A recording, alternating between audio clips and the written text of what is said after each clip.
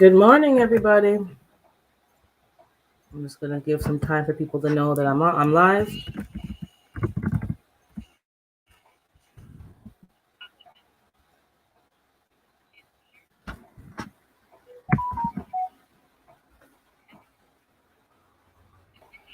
So that I can you guys can get the notification. I didn't really post an advanced scheduling, but I'll wait for you all to get up or just get the notification that I'm live.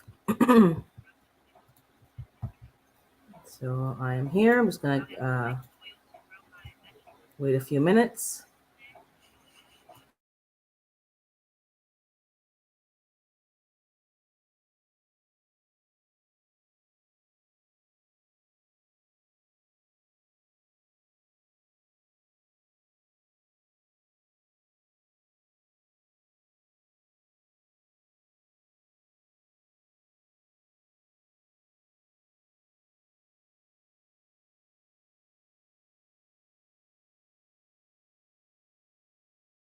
Good morning, guys. I'm here. I'm just was waiting for some people to come on. Good morning, Lashes. Good morning, Black Guns and Gardens.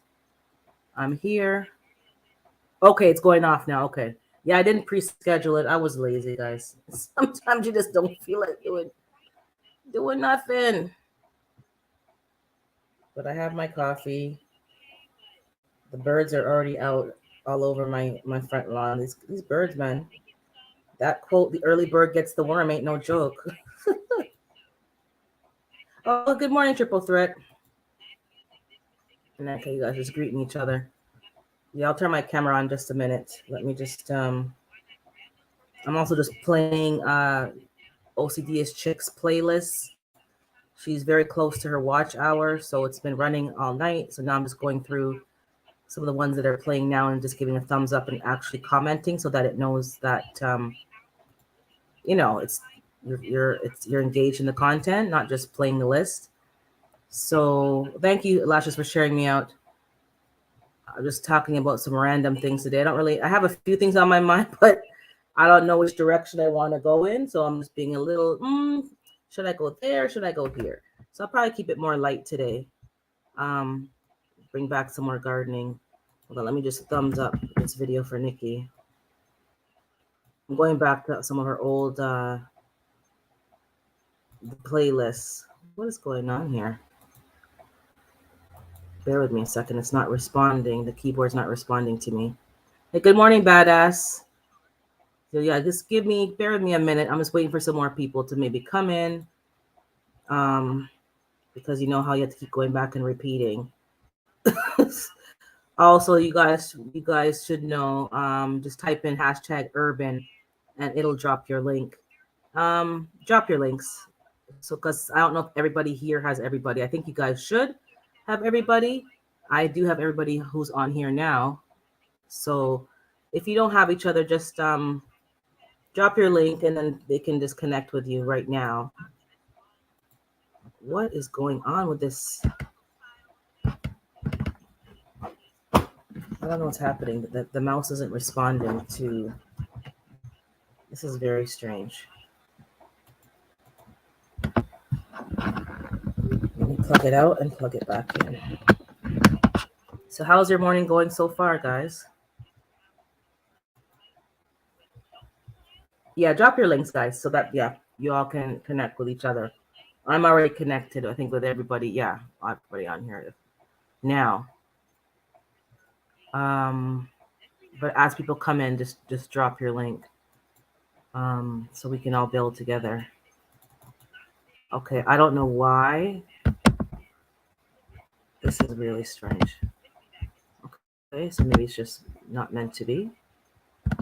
Give me a second, one more second. I'm trying to give a thumbs up to Nikki's video and it won't even let me do it.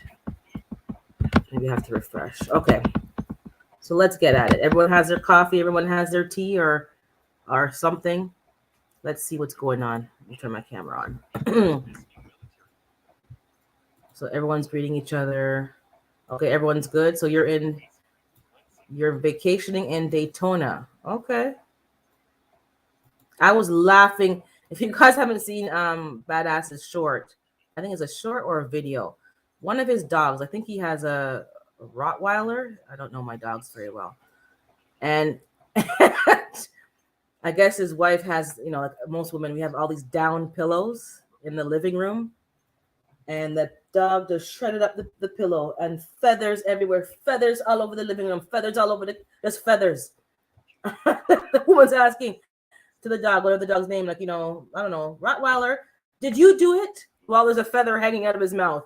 He's just looking at her like, I'm not admitting to anything. If I don't look her in the eye, she's not going to know it's me. These animals are smart. Oh, you got a mango juice. Yeah, I love mango juice. That's one of my favorite fruits. But yeah, let's see where we're gonna go today. So yeah, how's everybody doing? I think everybody's doing well. I've been watching. I think I'm up to date with everybody's content. Lashes, what happened with your how did you do your what's the word? I can see sometimes I can't find simple words. Your thumbnail for the video yesterday. It's like you had I don't know, you stretched your nose or something. I don't know what you did. It was obviously some kind of cartoony thing. But yeah, your thumbnail was funny. And I was talking to somebody just about thumbnails and just upping your game and upping. Some of you do very good thumbnails. I'm trying to work on mine. I'm not. Sometimes I just can't be bothered. But if I have an easy application, you could recommend anything to kind of make it easier. That would be great. So I don't have to be struggling with these thumbnails and finding pictures and fitting them into the size. Yeah, I'm not good at that. Morning, Juicing with Jay. I saw your short, your update, man. That store, man. That's annoying. All his dragon fruit pushover. This is just that's a very frustrating part of the game. Gardening. Okay, and then if you hear Nikki's voice, you're hearing I'm running her playlist, but I have to have the volume up. I was editing. Oh, hold on. Sorry, 1 second. Was editing it and it spoiled, so I couldn't get it back to normal. Oh, I thought it was some kind of like to tell about the video. Like, okay, something smells better. I don't know. Like, I just was wondering, and then I'm like, it was funny though. It was funny. So, how's everybody doing today? I'm doing okay. I'm doing good. It's wonderful weather. Good morning, ambitious Jackie. Wonderful weather. Sunny out. It's warm. My Jamaican sorrel. I have to post a picture on Instagram. Maybe I'll do it. Well, not now. I'm talking to you. I see a little bud coming out. So that's good news, but also it's bad news. I really appreciate everyone in here for all the support. Yes, everyone here is very supportive. So I thank you guys as well. A lot of support. Let me see what. Good morning, G Mama. It is sister, but apart. Yeah, exactly. It's just annoying. You have to go and fix and read and sure. And I don't even care about. Well, I do care about refixing things, but I care about like when you have a storm, the plant getting damaged because sometimes when things snap off. I had my tomatillos, which probably was my own fault because I should have up potted it again and I didn't. And I think G Mama told me to up pot it, that the pot was too small. But when winter's almost here, I haven't up potted it, so it's just staying where it is. And one of the limbs just fell off. And I think maybe the fruit is, I don't know, it's just too heavy for the limbs. It needs some kind of trellis or stake. I didn't stake it either. But I got some lovely tomatillos. And now I know what G Mama meant when it turns purple. So it turned purple on the edges. The actual fruit was big enough that it was popping open the paper shell. I'm like, oh, that's what they meant. So I ate one yesterday, but the taste is the same. That if you like a little bit slightly sour candy, not overly sour, but it's a nice little taste. I ate them. What else do I have? Yeah, I have to do some harvesting. I have to do some update. I think maybe today. Good morning, Krabby Beagle. I might to put the StreamYard on my phone while we're here and then do another screen and show me going outside to show you the garden. Because I'm not getting this recording done.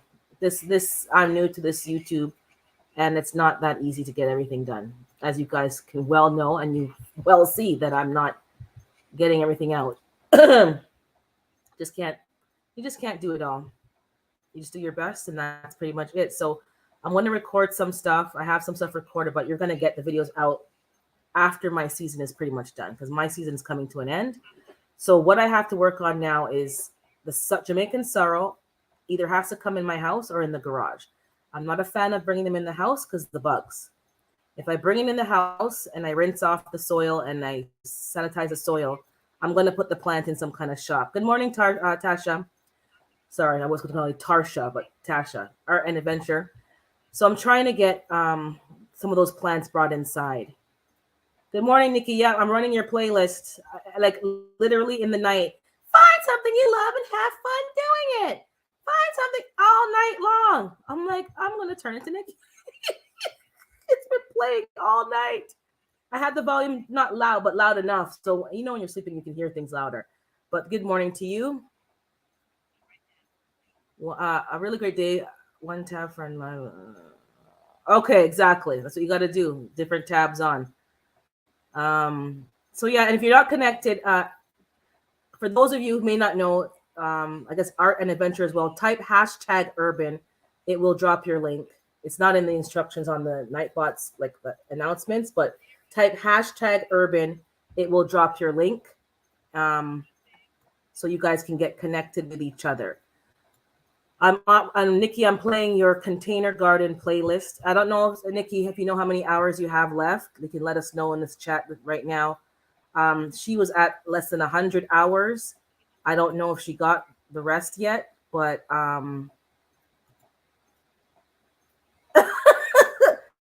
but there's some videos that I never watched of yours, because as you guys fully know, when you join somebody's channel, you don't always go back to the old. Thank you, Ambitious Jackie, for subscribing. I appreciate that. You don't always go back to people's older content. So I went back to some of your Container Garden. Well, I'm watching the Container playlist, the herbs. I see your dog got a fancy self-feeding. Like, your dogs are fancy. First, they have a house with AC and plush cushions. Then I said, look, these dogs them live better than some people. And then you had something else, a whole bunch of stuff. I'm like, oh wow, like I actually need this information. Maybe I should have watched this earlier. 65 more hours. Okay, guys. So she needs 65 more hours. The everyday life of an OCD-ish chick. Please type #urban in the chat, Nikki. And everybody here, good morning, Smoke City. Everybody who's here, if you're not connected with Nikki, connect with her, please. She does have a good, I'm not just saying that. She has good content, good gardening content. If you enjoy, her videos are not overly long either. So you're not going to be sitting there for watching an hour video, like 10, 15 minutes. Some of them are 5 minutes. She makes them very concise, you know, and you get some good information. So please check her out if you haven't done so already, so that you can help her get her last 65 hours of watch time. She's almost monetized. So if you guys can help, good morning, Willie Sir Just Jam. Sorry, my eyes feel a little blurry today. Connect with the everyday life of an OCD-ish chick. She only needs 65 hours. So everyone's trying to display her playlist. If you don't mind checking out a video, if you like it, subscribe, and then just run a playlist. This is how we help each other. Good morning, Carbon Q. This is how we help each other. So this morning, what am I talking about today? I had a few things on my mind. I don't have anything that I really have answers to, but I like to just discuss with you guys. So I'm going to drop the link. I am going to do, maybe I'll do the garden tour first. So give me a second to send the link to myself. But yeah, connect with each other. If you do like the person's content, please, subscribe. Watch a video or two. If you're like, okay, yeah, I can watch this person. I like what she or he is doing. Then subscribe, and then just run for Nikki. She needs you guys to run her playlist. So Nikki, you're gonna see like a whole bunch of thumbs up last night, a whole bunch of, because I was going through the playlist. You don't have to answer my thumbs up if you don't want to, because I know, just as long as you know that I was watching the videos and trying to get you back to getting up to your watch hours. What else? Did I miss anybody? Hands in the Dirt. Yeah, Hands in the Dirt and Nikki run a show called The Chat. Sorry, my throat. And it's usually 3 Saturdays a month. So today is the yeah. Is it okay? But you already said it. Yeah. It's okay. I don't mind, Nikki. It's you. Other people will say, "Excuse me, delete." No, I'm just joking. Maybe not. Yeah. So the chat goes on on Saturdays at 8 p.m. Eastern time during the summer. I don't know if they're going to go back earlier during the winter season, because it was 7 p.m. But people are in their gardens and getting stuff done, so they wanted more daylight hours. But Hands in the Dirt and the Everyday Life of an OCD chick go live. They'll tell you when, but 3 Saturdays a month, and just like trivia games, some topics, and it's a good time. So if you haven't already connected with Nikki, connect with her. And what they do is they go live on each other's channel. They alternate. So one day it's live on Hands in the Dirt channel, and another Saturday it's live on Nikki's channel. Nikki is the OCDist chick, so it goes live on her channel. So connect with both of them. I genuinely think you'll like them. You like the content. Nikki is she works from home. She has 2 children, special needs. She has 2 dogs, and those who like pets, there's something you'll like in both of them. She has pets, she has children, she's an entrepreneur, she does recipes and cooking sometimes, and with her produce. Yeah, you might go back to 7 p.m. I probably think that, because it's going to get dark early. People are not going to be out in no garden no more. Hands in the Dirt is also a gardener. He has fruit trees. He's a retired veteran. Is it what we call a veteran? Retired? Do I have to say retired? He was a veteran. He's traveled the world. He's married with children and I think 1 grandchild. He likes to hunt deer, so now it's hunting season. If you're into hunting, you'll enjoy his content as well. So just check out people. Also, if you're not subbed to my channel, make sure you're subscribed to the channel, and check if you're still subbed, because people are getting unsubbed for some strange reason. Every day I'm losing 1 and 2. So just again, type in #urban. Drop your link throughout the chat and check each other out. I know some people like to watch but not sub, but it's helpful if you sub, because people can meet their milestones, and most of us are trying to get monetized. So if we can get to the 1,000, that's great, and then get the watch hours, that would be great. I'm trying to send. Well, I haven't tried yet. I'm going to send. Okay, no problem, G Mama. Thank you for being there. I'm going to just share the link to myself. Give me a second, so I can. Actually, no, I'm going to post it, but I'm not going to let anybody up right now. I'm going to put myself up on my phone and then show you guys the garden. I'll go outside and do a field trip so you guys can see the garden. Oh, no problem, Nikki.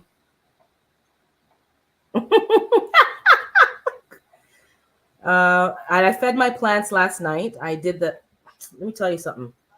I sprinkled some of the fish thing on the diluted fish thing. Never mind, thank God. I came inside smelling like shrimp cocktail. Oh, good grief. Those clothes went right into the hamper. Sorry, somebody tried to call me. It's like, I go live on Saturday morning, so don't call me until after 11. Okay, so give me 1 second. I'm going to go on my own live, and then I'm going to connect my phone, and I'm going to show you guys the garden, because I am not doing garden tours. Whoops, let me turn down my volume on my phone. And give me a second here, so you guys can at least see what's going on. I'll do a quick tour, and then we'll come back and we'll talk about whatever gardening and whatever else. So I'll show you guys the struggles of gardening, as you guys fully see. So let me stop my camera for a moment. Let me mute for a moment. Okay, so I'm letting myself up.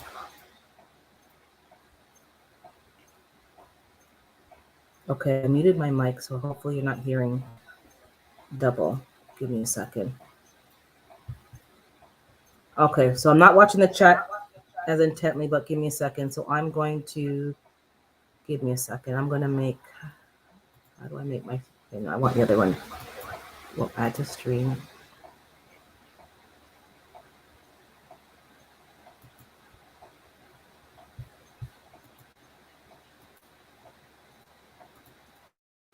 Okay. We're going to go on a field trip. So I'm going to mute this mic. Okay, so we're going on a field. Give me a second. I think you had some feedback, so let me get my shoes on and we'll head outside. I'm trying this for the first time, so we'll see if it works. And I have to move my phone to rotate. Hold on, give me a second. Okay. Okay. It's my first time trying a dual camera, so let's see. And the birds are just all over my front of my house. Oh, let's start here, guys. Oops, wrong way. Let me setting camera because you're not seeing what I'm seeing. You're up in my face.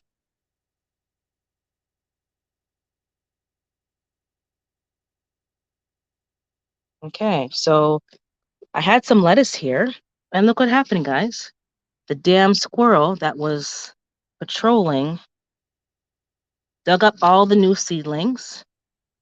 Maybe they can be salvaged. So you're lucky I had my coffee this morning. I'm in some good spirits because I really that day. And last night I was looking for some BB guns. So you watch me in them.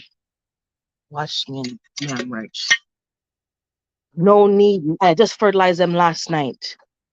Oh, they mash up this one too. So my romaine lettuce, all the seedlings, all there's a few left, but this is what's going on. Oh, now you know why we hate. Yeah, and they dug up that one as well. Now you know why I hate squirrels. I can't see. Well, can I see the chat? Hold on. I can see the chat if I. Yeah, so I can see the chat when I go into it, but I'm not seeing it.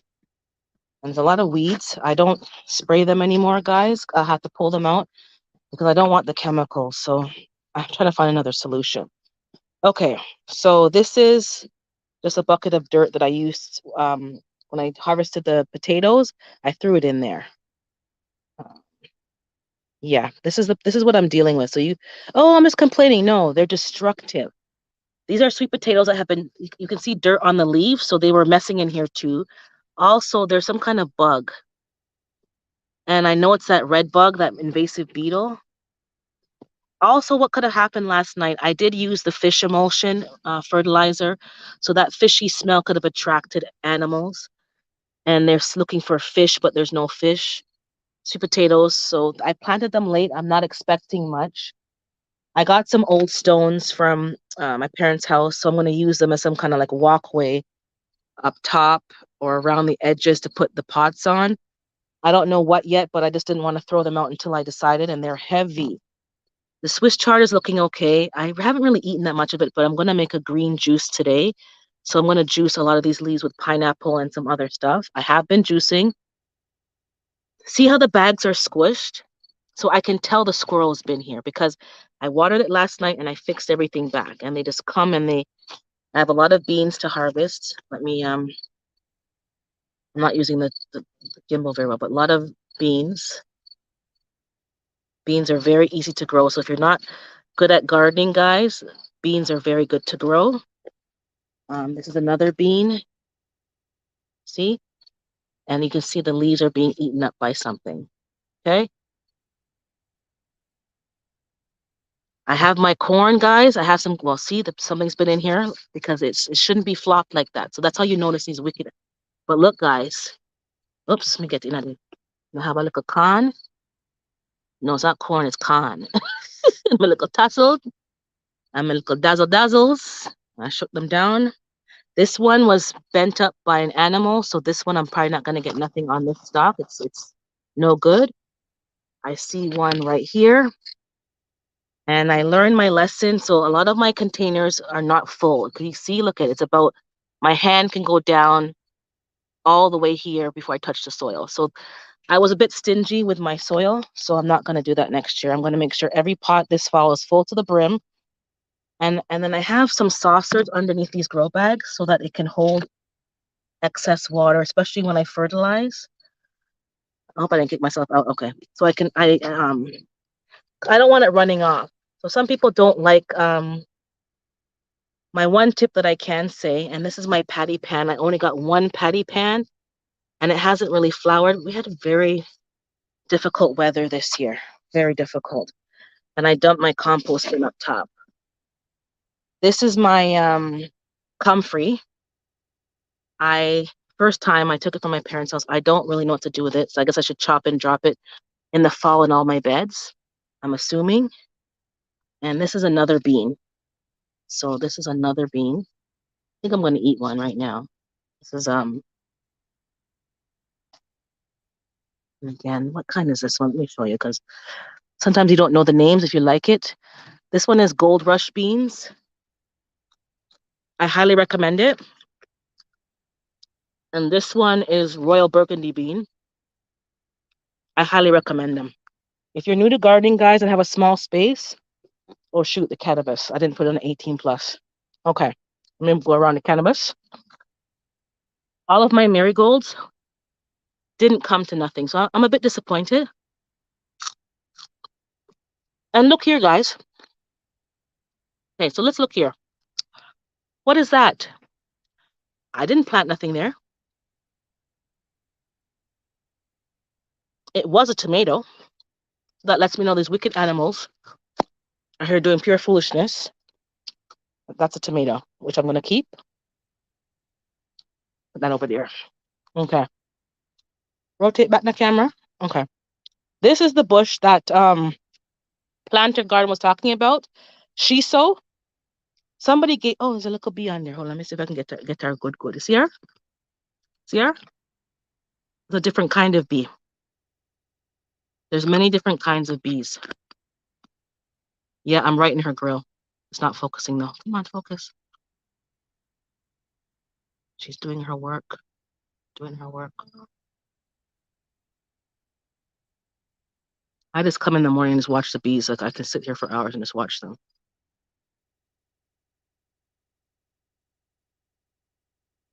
Okay, oh, there she is. She's over there. Why am I whispering? She actually can hear me.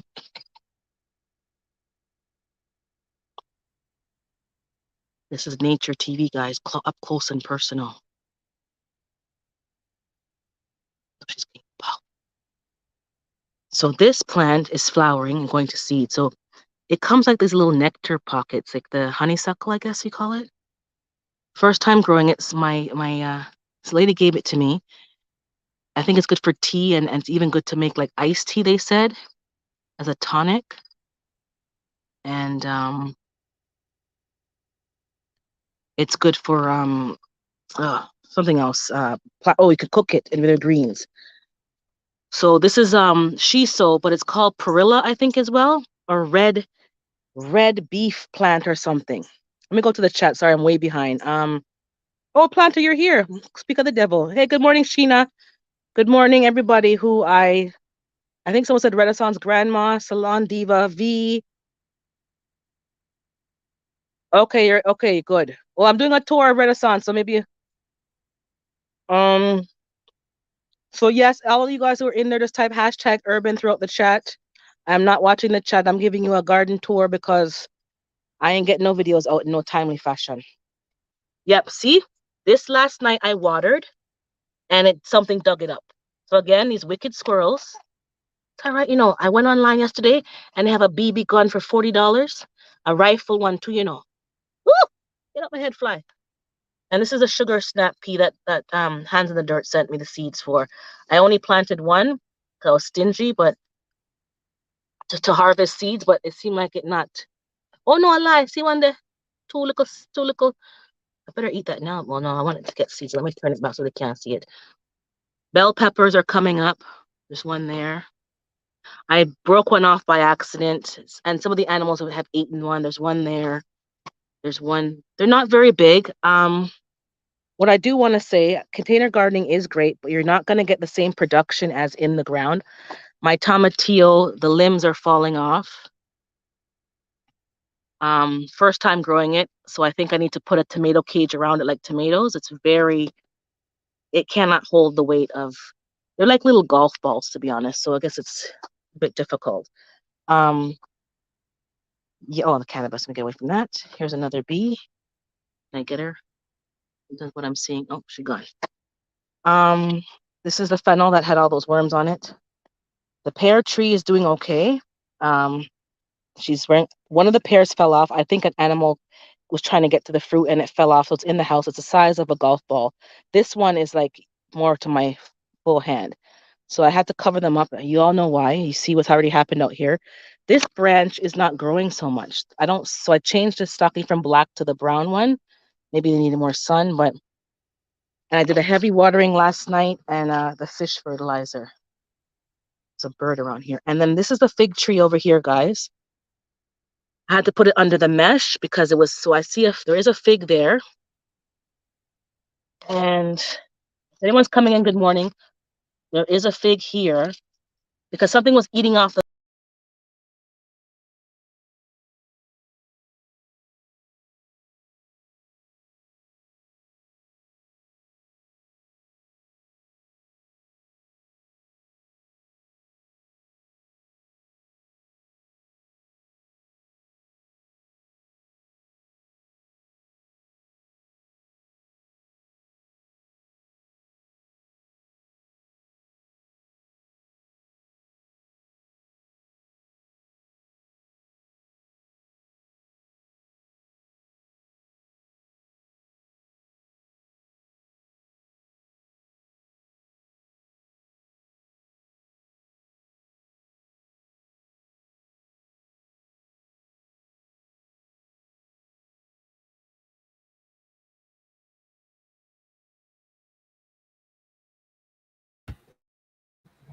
I kicked myself out. So I'm gonna put let me reconnect myself back to my phone. Hold on. And go back to where I left off, which was the fig tree. Give me a second here. I didn't even touch anything, but something touched. Copy. Let me put myself back in. Thank God that the computer's still running.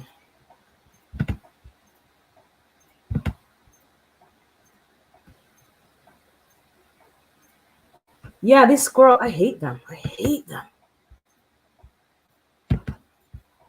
They dug up. You saw the big already. If you guys saw, they dug up my lettuce, and they're wicked.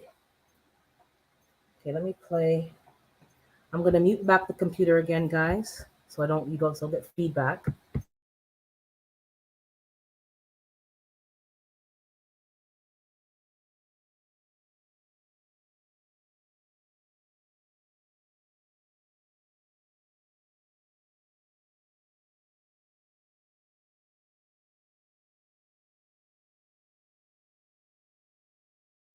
Okay, it's taking a little longer, but I'm coming.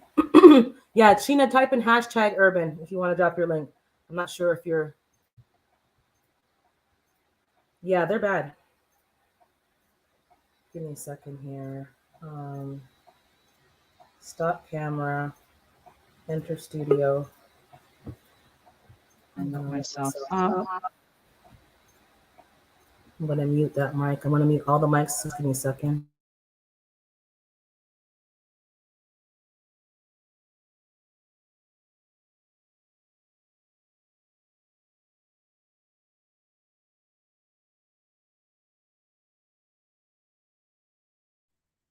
Okay, back on my phone.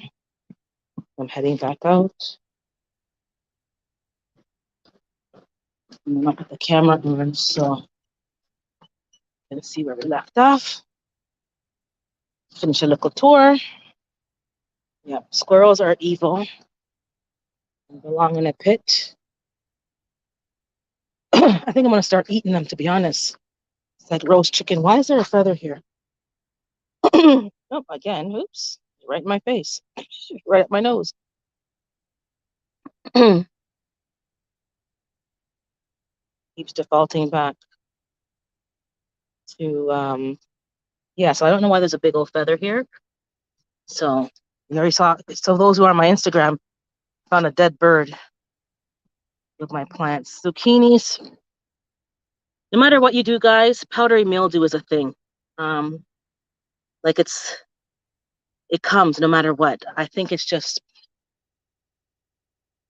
you guys see up there? All the birds on the eaves trough drinking water. All of there is full of birds singing and talking. So the funnel, that's a wasp. I think that's not a bee. Dinosaur kale behind the mesh. The mesh is not doing a very good job, so I'll have to do a better job next year. I was showing you guys the figs, and there's another fig back there. About 3 or 4 figs I see. I would have had a lot more, but something was eating them off, the size of a raisin. And this is golden beets. I haven't harvested them, but they're not very big, potentially because I didn't fertilize. Let me harvest one because I think I can. Actually, I have 2 in the fridge from Whole Foods. I don't want to harvest it yet. Well, I could. I want to juice them. So let me take off one. It's pretty cute. And I was having a lot of problems with leaf miners on this. So, I have somebody's comment on the screen. Can I take it off? Maybe not, because I think it's probably blocking your guys' view. Hey, Erica, I see you there. Rock Just Living, CNC. Yeah, I'm just doing a garden tour with my phone, but you're also seeing. Okay, so I might have to run inside and take the comment off. I think it's blocking the view.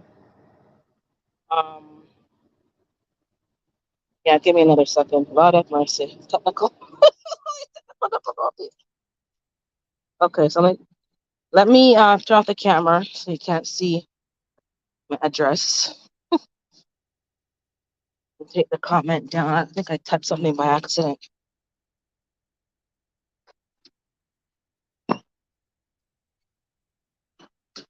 Okay, give me a second. I'm not gonna talk because I think you might hear feedback. Hey, Laquita. Let me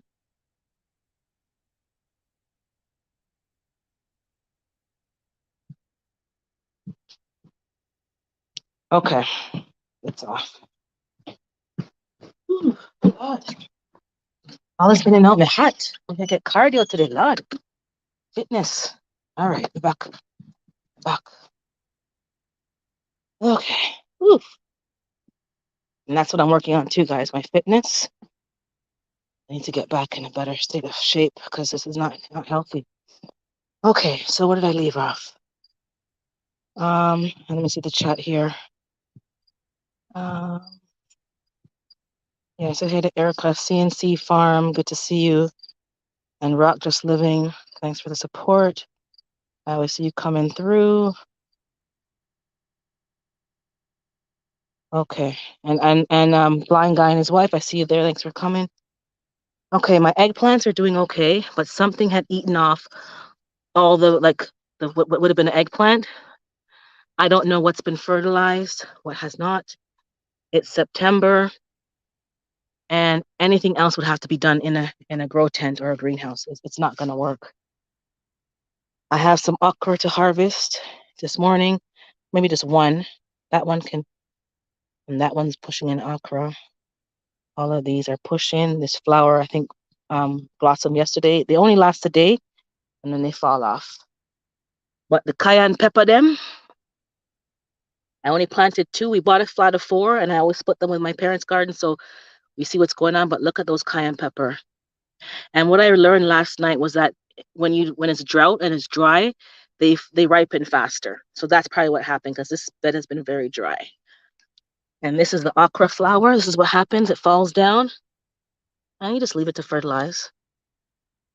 This is the parsley, and you'll see also there's spider mites down there, which is doing a lot better. I'm going to spray today with neem oil, but, and these are the jalapenos.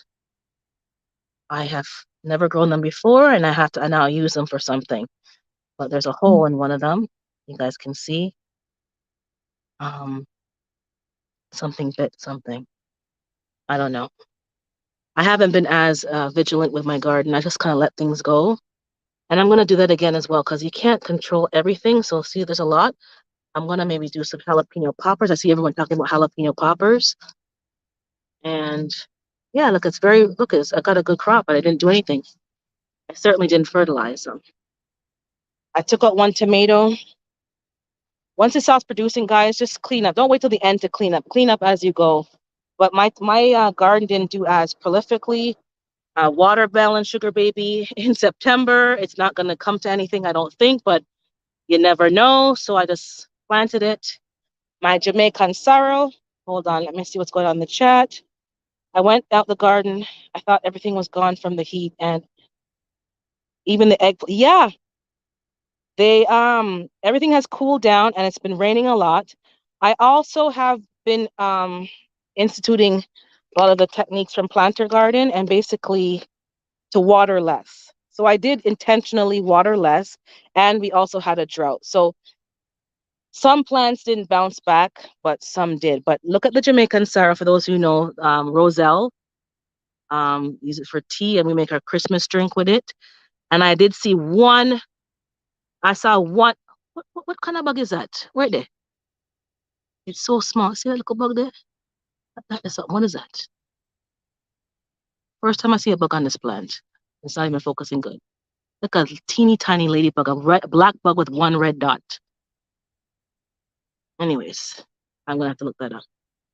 It's doing well. I haven't watered it that much, but I did water it heavy watering last night, and I put the fish emulsion on it. Some leaves are turning yellow. The nights are very cool here.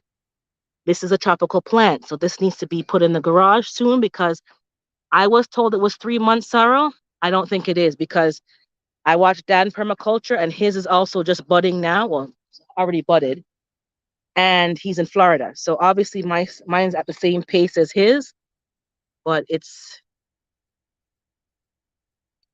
gonna push out the flowers soon. It looks just like an okra flower, but it's gonna be like a pinky tone. Same pretty flower as the okra plant. I saw one, and this is my Scotch bonnet. A lot of flowers, but this Scotch bonnet, let me get close. There's holes in it, so something tried to eat it. Could have been the squirrel, serves them right. Oh, I got one. Didn't even notice, guys. So there's one here, not this one I'm talking about. This fell off, but I'm still gonna use it for cooking. But there's one right here. Didn't even see this one. Look at that one. I'm gonna harvest that right now with you guys.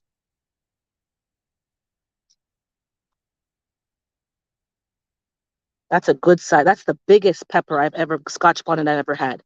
And I could let it go on there and change color, but there's no point because the squirrels then will think it's a sweet pepper, and then they'll get their teeth out in it.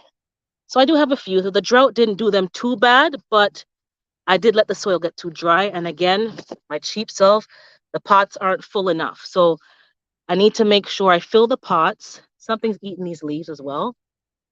And that's strange for something to eat hot pepper leaves. And the leaves, guys, too, you can use the leaves for cooking. If you want a little heat in your food, but not the heat of a pepper, the Scotch bonnet leaves, put them in your stews. And even the sorrel leaves, you can cook the sorrel leaves down in your stew. Maybe I'll cook them tomorrow with the other greens and some of them leaves there. Okay, so I'm trying to show you guys the one bud that I found, and I can't find the bud that I found, but I know I found one. And I have it to put on Instagram because I took a picture of it. I was so happy, but I can't. You're just all in the jungle, guys. You're all in the jungle. I cannot find it. So, okay. I can't find it. Oh, there it is. There it is. See it there? See, the Jamaica has to come out. Just hold on. I'm showing you, but the lens is not going right. Oh, see, okay. There it is. That's the only bud I see so far. Look at that. I got a blossom in Canada. Jamaican sorrel. All right. Okay.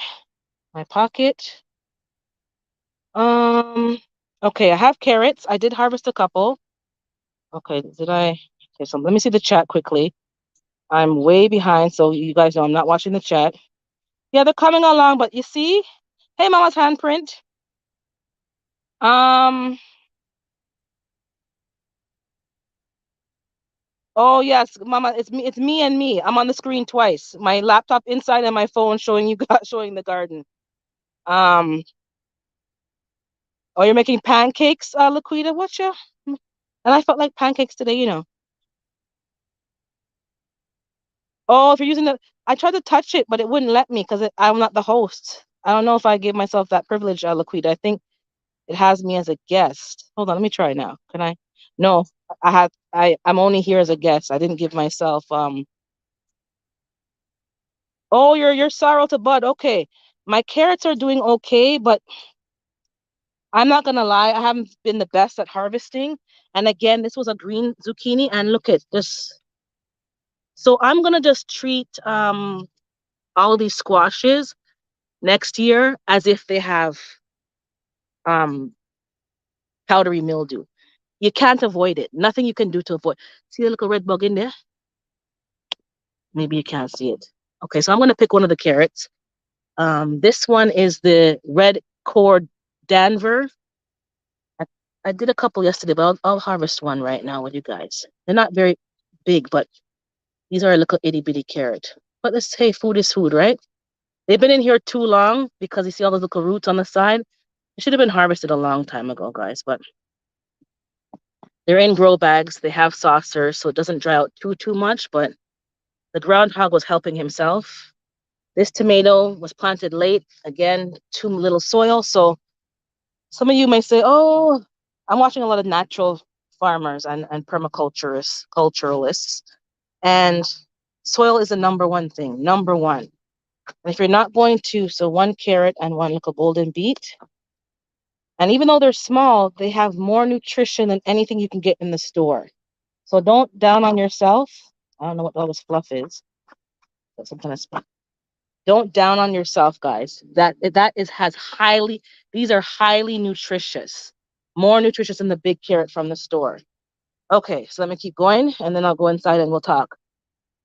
I got some more cannabis here. And the cucumber, same problem. There's powdery mildew. No matter what you do, even though there was drought and it was dry. Oh, there's a cucumber here. There's one here. I've had a couple of cucumbers harvested from both plants, up top and here. So I've gotten a lot more than I thought. So thank God. I'm not ungrateful. This is something I don't know what it is. It's like a weed or from the neighbor's side. Some kind of I want to look up that. I don't know what kind of fruit that is, but there's some free fruit growing. I have a lot of cherry tomatoes. They haven't turned yet, but I'm actually glad they didn't turn because then I can eat them when they're ripe. Because when everything ripens at the same time on the plants, you have too much sometime. And I'm not, this is a honeydew melon. It's flowering, it's climbing, but I don't think it's going to come to anything before the frost comes and more tomatoes. And I put some fish fertilizer down here as well. My thyme is humongous. It smells fantastic. I planted some more scallion seeds because my scallion patch was a full patch here. And it's just a couple little struggles.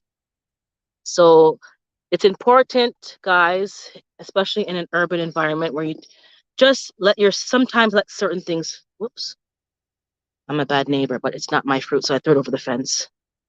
Yes, you saw me do it. I was going to talk about that today too. Do snitches get stitches?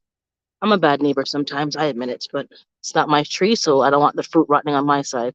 Yeah, so you guys have to let your fruit reseed, let your stuff reseed and let the seeds drop because sometimes the stable plants will die for no reason. These are the dahlias that my neighbor gave me. They're doing well, but I haven't seen any flowering, but maybe because she gave them to me and they're in shock, they're not happy. Now the spider, what do you call them, spider mites, all over here. And they moved from the garden to the flower area. So you see the bushes. I don't know if you can see. I put the DE on here. All of this is like a cloudy You're not seeing it, but it's like cobwebs. So I'm gonna have to spray all of this with neem oil all along here with neem oil. The edges, they're all along here. And let me check the Wi-Fi, make sure. Okay, I think my signal is strong enough, guys. So I will continue. Okay. Strawberry bushes. Some more sweet potatoes. These ones are less, the leaves look less damaged, but there are some damage, and the squirrels were digging them up. But I put some spikes in here, and it's been a lot less. Okay, here was getting a lot of worm damage, but the worm could, the moth can fit through the mesh. I saw them go in and out, so I shook them off. I sprayed them with BE. Dog, shut up your mouth. But I do see a lot of leaf damage. I shook them off. I'm gonna have to take off the covering and just do another thorough spraying. But Brussels sprouts is in there. I'm gonna go back a bit. A kohlrabi, and I think a cabbage or two.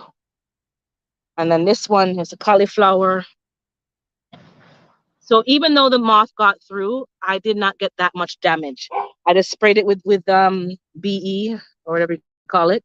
And those are the cabbages, Copenhagen cabbage and early Jersey cabbages. A lot of greens. So I did get some moth damage, but not so much as I would have. Those are some more chives there. That bed, that dresser I emptied. I'm going to put some more soil and plant in there again next year. I stopped, but a lot of mushrooms was in there. So I took the soil from here and put it in this bed. So what I learned, copying Planter Garden again, I call it his name. This one is leaves from last year. I'm going to fill it with soil. This is a rhubarb. I don't want these. So I'm going to have to move the drum to dig that out and dig up all these weedies and fill this with dirt. So that's going to be maybe corn next year because that's a deep drum. And I see a cobweb, but the same berries that were at the front there, they're right there as well. The same cherries or some kind of berry. So that's also why I have a lot of animals here because there's a lot of food. Okay, you guys see my compost bin at the very top of my yard? I'm right at the very top, and then you go down to the house there. But look here. I'm in the jungle, like plant. I'm in the jungle. Look here. What is that? What is that? Is that an apple? All kind of food. I don't know if it's not poisonous. Are these crab apples? Free food. I didn't plant that. And I don't know if you guys can see. I'm not tall enough to reach. And the sun's in my eye, but there's some grape. Can you see the grapes? No, you can't see them. See them? I think you see them there. Yeah, those are grapes. So I think back in the day, there were a lot of Italians here. And obviously they make their own, they used to make their own wine. Because my parents' neighbors used to make their own wine. Over here, they're turning into raisins. So here's a better view, guys, but these ones are dying. Hold on. Sorry for the shoddy camera work. These ones are drying up. They're like raisin.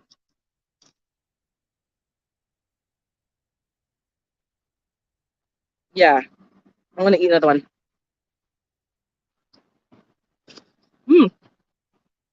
They are sour. They got very big seeds, so they're dying off. I think I might come with a ladder. All up in here, all like you guys can't even see. All in here is lots of grapes. So that's why I have so much birds in my garden. And then again, spider mites in this old wood here. I don't know if you can see it there. Spider mites. So there is an infestation. So I have to spray. I'm going to spray the garden at the end of the season with neem oil to try to kill everything. This is blueberries. You saw this before. But what I noticed, let me go in the chat because I haven't seen you guys. Hey, Cottonwood Ranch. I don't know if those are plums or it's storming outside them. Yeah, I do blame it for everything. And you know what? It's true. Sometimes it's the raccoons and I blame the squirrels for everything. If there's global warming, it's the squirrel's fault. Hey, Tori's Brain Games. And anybody I missed, good morning to you. I'm showing you the garden, so I'm not watching the chat. I fill these with leaves and then dirt, and I let it sit for a year. And I planted the grapes, the blueberries in them the following year. But everything was sunken down. So if you guys can see, I'll put you in the drum. It was up to here. Now it's like almost towards my elbow. That's how much it's sunk down. So I'm not sure. You guys who let me know. Should I kind of dig up the 3 blueberries, fill it with more dirt and put them back in? Will that shock them? This is the peach tree. I think it's shooting up something else because I really think the tree is dead. I put it in a bucket, but nothing, not even one leaf. So that's going to go back to Costco if it doesn't come to nothing next year. And this is the cucumber in an old recycling bin from the city. And I put a little cattle panel. You can't see it, but there's a cattle panel here on top of the fence and a one little whatever green stick. And oh, there's another cucumber, lashes cucumber there, and there's one there, and there's one there. And there was one behind the cattle panel and the fence between, and I took it out and take that for salad. And again, powdery mildew. I don't think you can avoid it under any circumstances. No matter how perfect you are, it's still going to come. So I'm going to cut off these leaves because I liked it more open. And you can actually see the fruit, but not too much so that the raccoons can't see. And again, this bush had some beans on it, but golden wax beans, and they come and they eat from here. So that's going to be the decoy. I don't mind. Next time I'm going to put stuff there next time, yes, but things that I don't really like the fennel can go back there and make all the little butterflies, put them worms up there. And again, up here, I can't see the screen because the sun's in my eye, but I'm going to put another raised bed right here because I have one that's in the box still. I bought 4 and I only installed 3, but that one has not been in use. So I have another raised bed. It's full of leaves and they all compress down. I'm going to put some more leaves this fall and fill it up with leaves and then soil and let it sit and get the nutrients for next spring. That's what I did with those 2. And I'll do the same with the 4th one. I don't know if I'm going to put it back there or kind of here and leave enough space between the beds. I can maneuver around with a shovel or whatever, you never know, and just get stuff done. Okay, that's the tour. I think I'm finished. I'm going to go inside and talk to you. And again, a lot of spider, all cobwebs. You guys can't even see. And I'm going to clean up all the flower heads. I didn't do anything really this year like I used to. I'm letting it be more natural. Just let it do its thing and just maintain a little bit. Cut some of these down for next year. Stone crop is an excellent fall plant for the colder climates. Kind of like a succulent. And yeah, that's what you do. And the lawn is now green again. As you guys can see, it was brown for many months. I didn't water it. We finally got a lot of rain, and that's that. I'm not watering. And then again, keep looking at the chicken coop. I'm so upset. Things aren't moving along, but it's there and they're coming. They're coming. So I don't know what happened to that wood there. It looked like something's breaking down, so I'm gonna have to get those fixed. But anyways, things is happening. My parsley's looking good. Tomatoes, I will say I didn't get as much crop as I did in previous years. And there's many factors, which we'll talk about when I get inside. I have all those accoutrements there to block the raccoon. So that's just, and those things need to clean up, but that was in the shed, but now the chicken coop is there. The box is still here. I'm going to use that to lay down up top under the raised beds when I do the new beds. And these are going to be used for something. And then all those stones, I'm going to use them. So it's kind of messy right now, but there's a plan. I'm going to turn off the camera. I'm going to go inside and I'll set up the laptop. But let me talk to you guys. You don't eat berry till you Google it? Well, I don't eat it already. I ate it already. Me pray over things, I eat it. God not gonna kill me for that. He's not gonna kill me over one little grape.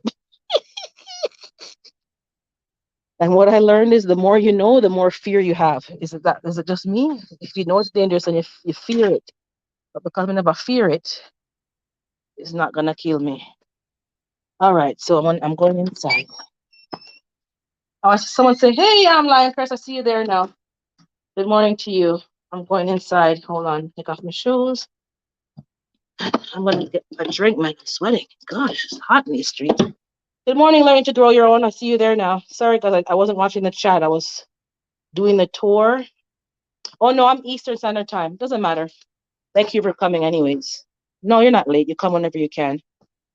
You come whenever you can. But I have free food. Some's in the kitchen. Give me a second here. I have a watermelon juice in the table, but I'm gonna open another one because I drink a lot, which is good. And I'm OCD, so let me wash my hands because I think I touched something out there.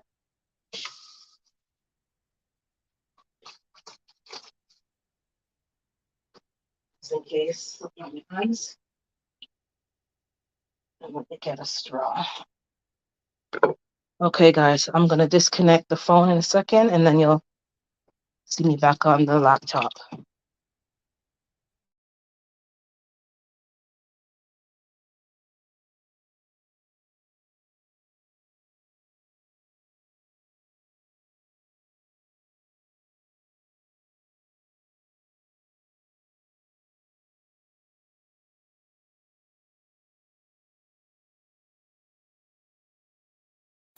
Okay, we're back on the laptop. Let me do a quick review of the chat. I did see a few things on the phone, but let me do a quick review. For those who missed the first announcement, I'm not gonna miss it. The everyday life of an OCDist chick has 60 more watch hours to earn before she can get monetized. For those of you who are not already connected, please connect with her channel, The Everyday Life of an OCDist Chick. Check her out if you do like the content. Please subscribe to her and just run some of her playlists so that she can get to her goal if you do feel so inclined. And tonight is the chat with her and Hands in the Dirt. And I believe it's on Nikki's channel tonight. So check them out at 8 p.m. Eastern Standard Time. And let me just quickly go through the chat. Give me a second here. And also, if you type #urban, you will get your link dropped by Nightbot. So give me a second to just catch up. My announcements are going through the screens. You guys will see, my Instagram.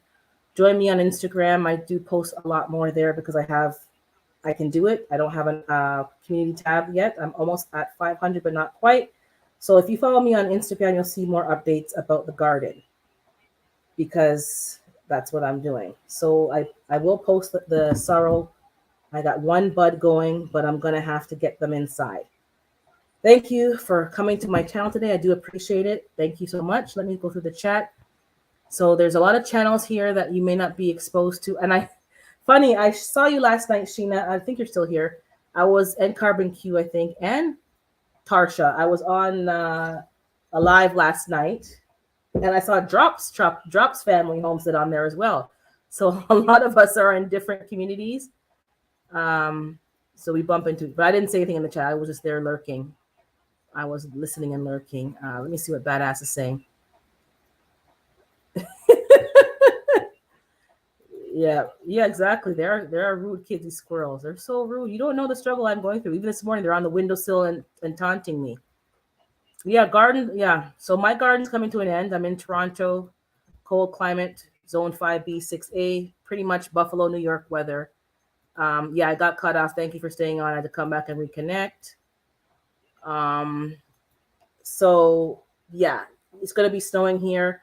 I believe Arts and Adventure is also she's in upper state New York. So it's the same kind of weather, which is why I'm trying to get into chickens and quail so I can have other ways to sustain myself. I can't really grow in the winter. Well, I can, but I haven't got the infrastructure as yet to grow. I'm just going through the chat, what I missed. Yeah, and I gotta get in better shape. I have a gym membership. I put it on hold. It's back, resume. I'm paying for it, but I haven't gone yet. So I'm gonna be going. I just gotta figure out what days I can commit to, so I can. I have a muumuu on. No, I have a bonnet. I have clothes on, but I have my a golf shirt and they're not yoga pants, but they're leisure loungewear. No, I don't wear a muumuu. Well, I do, but I'm not going to be doing it on YouTube. But everyone has a muumuu. If you're using a phone, okay, yeah, that's what you said. Okay, so I think we're all up to date. Not quite. Went out my garden. I thought everything was. Yeah, exactly. Sometimes plants can't survive because their roots are still getting the nutrients they need. So I want to talk about now. It's like almost wow. The time is wrong. It's 10 o'clock. Mind you, I got on at 9. Okay, so I'm running Nikki's playlist right now. Let me see where I am with her playlist. So I'm gonna thumbs up again a few more videos. Um, Hopefully she has an update. Maybe she's at like 40 hours by now. Um, and okay, so just greeting. I think, yeah, Scotch bonnet and use the leaves. Definitely put them in your if you like a little heat in your eggs or I don't know your stew. No, squirrels don't like the heat of the pepper, but they bite it and they're like, "Oh shoot, I don't like this." But they've already put their nasty teeth in the pepper, and it's like, you know, um, and I think Sheena was talking to Badass. What is that? Is that a pepper, Sheena? Oh, hand clapping, I think. Blah blah blah blah blah. Okay, I'm just gonna skip the chat. I don't think I see anything. I'm just checking also because oh no, Lashes is there. I have a mod, so if anything's suspect, she'll take it down. Nutrition for your soil. Yeah, I do blame the squirrels for everything because they deserve it. They're rude. Um, I don't know if those are plums. Yes, I'm not sure. I'm gonna have to. I know there's apps to look up things, but I'm gonna have to check it out. Okay, and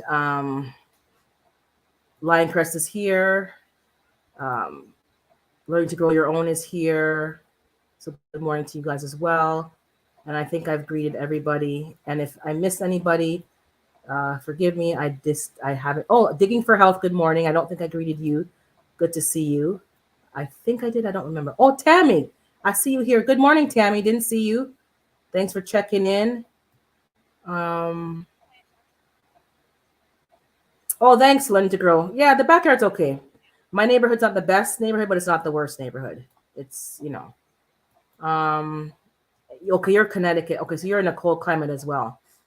So a lot of my plants, like my fig tree, has to go in the garage. My Jamaican sorrel, um, Mama's handprint. Good to see you. Blah blah blah. Okay. If I missed somebody, please forgive me. I honestly didn't see your name. So what I got this week, well not this week, yeah. G Mama on her Instagram referred to this book. It's on my Instagram. I posted it. So but it's called. She won it from somebody else on YouTube, and it's The Complete Guide to Saving Seeds, 322 vegetable herbs and flowers, fruits, blah blah blah. Very thick book. So I got the book from the library. I said, let me Google the book and see if it's at the library. So it was there. So I borrowed it. I think it's like a 3-week loan. Because I'm having let me drop the link as well, guys. If you want to come up, we can talk. I think we're going to talk about gardening today and maybe some other stuff, but let's talk about gardening. So you guys can come up. If you haven't been up before, put your camera on in the basement so I can see you, to see that you are who you say you are, because some people be doing some shady stuff in these streets. And you can turn off your camera once you come up if that's what you want to do. But everyone is welcome. But I'm having a hard time with some of my seeds. Not all of them, but some of them. And I had said this before, and I'll say it again. I'm not saving seeds every season. I'm not doing that. I don't believe it's necessary. Once you know how to harvest seeds, you kind of know how to harvest seeds. Like I'm not going to struggle and save lettuce seeds every year. It just doesn't make sense. It's just as easy to go and buy a pack of seeds, and you can buy organic. Oh, he's running her. Okay, good planter. Thank you. Run her playlist. So yeah, the everyday life of an OCS chick is just shy of her hours. Anybody who's on my live right now, open another tab and just run her one of her playlists, if you don't mind. If you don't mind. Thank you so much, G Mama. So I don't think it's worth saving seeds every year. That's just my opinion. And we all busy people. Maybe not all of us, but I'm not retired. I'm working. I have responsibilities, and I am making an active effort to save seeds on biennial plants. So the collard greens, the cabbages, the beets, things like that. Last year, I let them go in the garage, and the broccoli, and I harvested the seeds just to go through the process, so that if SHTF happens, I know how to do it. I know the process of keeping the plants alive in the winter, the moisture levels, fertilization, all that, to bring them back out in the spring and let them go to seed. But I don't have to do that every year. It's not worth the effort if I don't need to do it. Go buy a 2-pack of seeds at this dollar store or anywhere, and they can last in proper storage 5 to 7 years. So for me, that's a better use of my my time. Lettuce is so easy to seed. Mustard greens, the fennel is gone to seed. The dill is gone to seed. The cilantro, you don't have to even try. They'll go to seed. On my arugula is gone to seed. It's not hard to collect seeds. Let me go thumbs up another one on Nikki's video. Hold on. I heard her find something you love and have fun doing it pop up. So that means a new video started. So thumbs up. You're just gonna see a lot of thumbs, Nikki. Thumbs. Give me a second. Gotta help a sister out, right? Okay, you're gonna see orange thumbs up because they're not changed to my skin tone. Okay, so yeah, I don't know what you guys think. Let me know in the chat. You guys can come up as well. Are you guys saving seeds every year?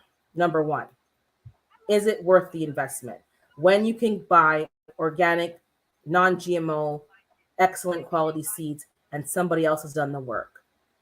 Do you think it's worth every year you sitting there and harvesting and gathering seeds?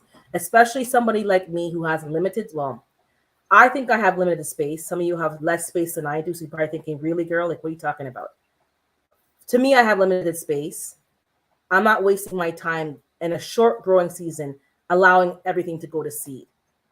To me, in my climate, it doesn't make sense. For those of you who have a warmer climate, you might have the space to say, okay, that's going to go to seed and I'm going to plant new ones. But I don't have that situation. Okay, you're just greeting each other. So yeah, let me know what you think about that. I got the book because I'm having some problems with some of my seeds. So I'm going through the book, and I thought that my seeds were dry enough. So my okra seeds and my collard green seeds, it sounds like I'm saying collard green seeds, got moldy. And I see some of you saving your seeds also in plastic bags. So I'm doing the Ziploc bags. I don't know why mine are going moldy and you guys aren't, some of yours aren't going moldy. I let them dry in the pod. I let the plant dry out.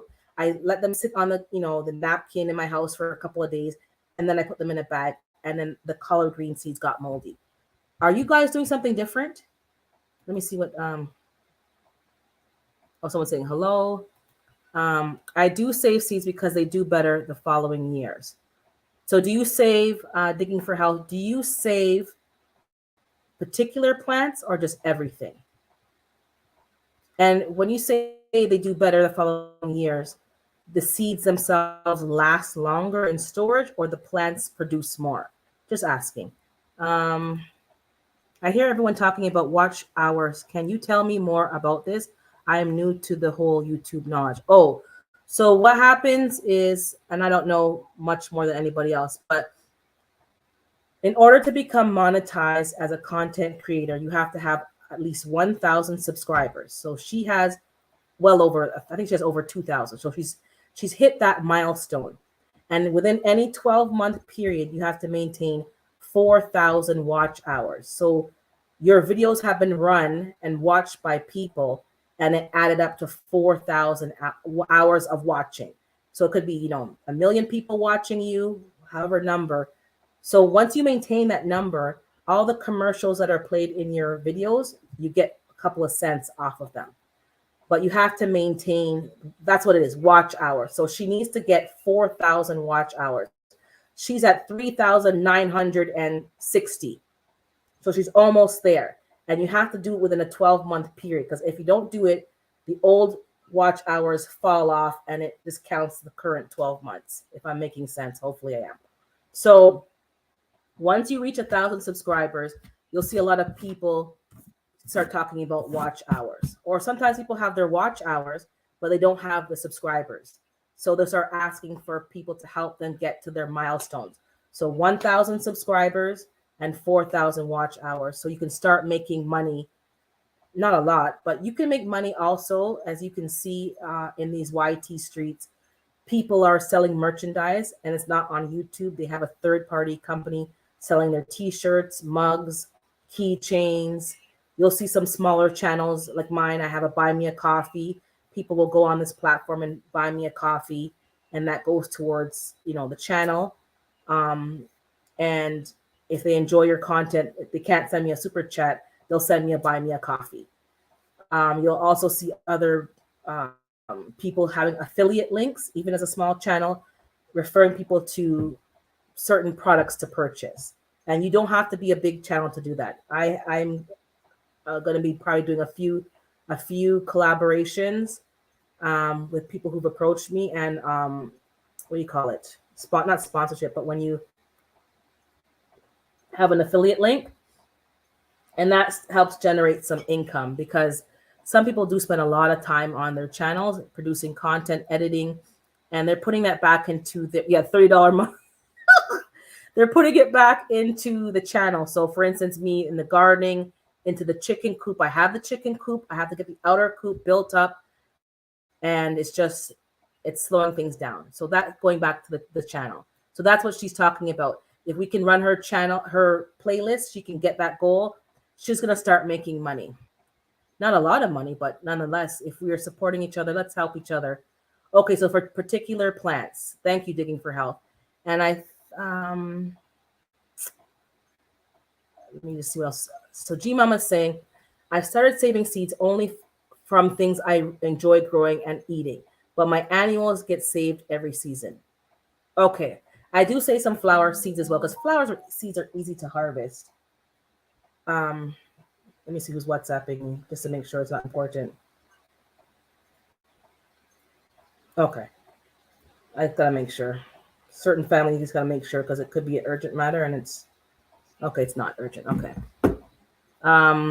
Yeah. So for me, I am saving particular seeds, but I'm not saving everything.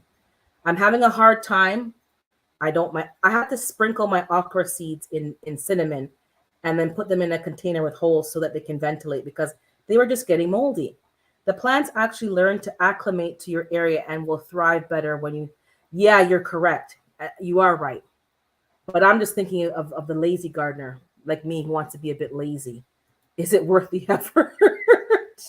But you're saying it is worth the effort. You're right. It does. They do acclimate to your weather.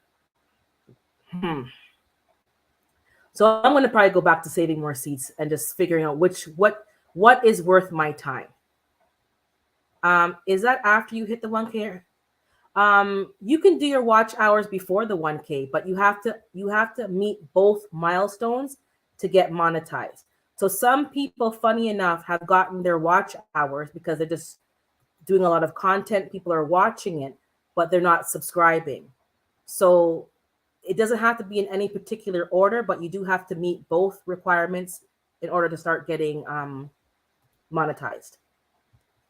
So when I have something that I struggle growing, I will save the seeds, and it always does better when I see. Okay, I see what you're saying. So I planted fennel this year, and it didn't do well in terms of the size of the bulb. It was the size of, it was not even a bulb. None of my radishes, nothing. So I was going to just plant again the same seeds from the pack, but maybe if I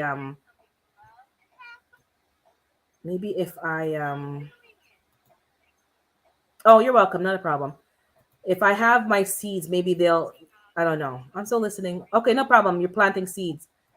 Let me just hold on. Go back to your video, Nikki. I'm going to do another thumbs up because I see that it gone to the next one now. Okay, so I think I watched that one already because it's telling me your garden wrap up. Give me a second here. I'm just gonna fast forward that one. Okay, and go to the next one. Let me thumbs it up.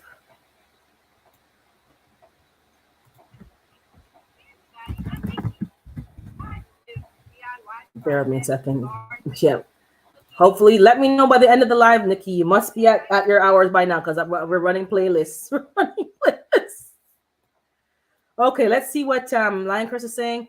I'm about to get some shirts to sell from my house so I can sell my merch cheaper. Yeah, we were talking about that. That's why Tori's talking about the $30 mug because I had a whole rant about people selling things for like these high prices. And yeah, I like your channel, but I'm not buying a mug for $30. Like, I'll just go to the dollar store and buy a $3 mug because it's gonna break anyways. They're both gonna break.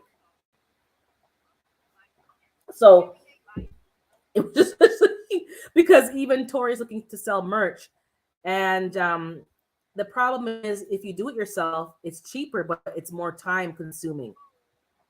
No. Yeah, we're talking about that as well. So people, you do want to make money from what you're doing, especially if you're giving good information, or you're providing a service, entertainment, whatever it is. You do want to make some income because it is, you want to buy equipment, you want to buy. Give me a second here. You have to clean your seeds prior to drying thoroughly, so there are any sugars on the seeds for the mold. So tell me, I have to clean the cabbage seeds? Like I thought they were kind of. I usually use a coin envelopes to store safe seeds because they breed.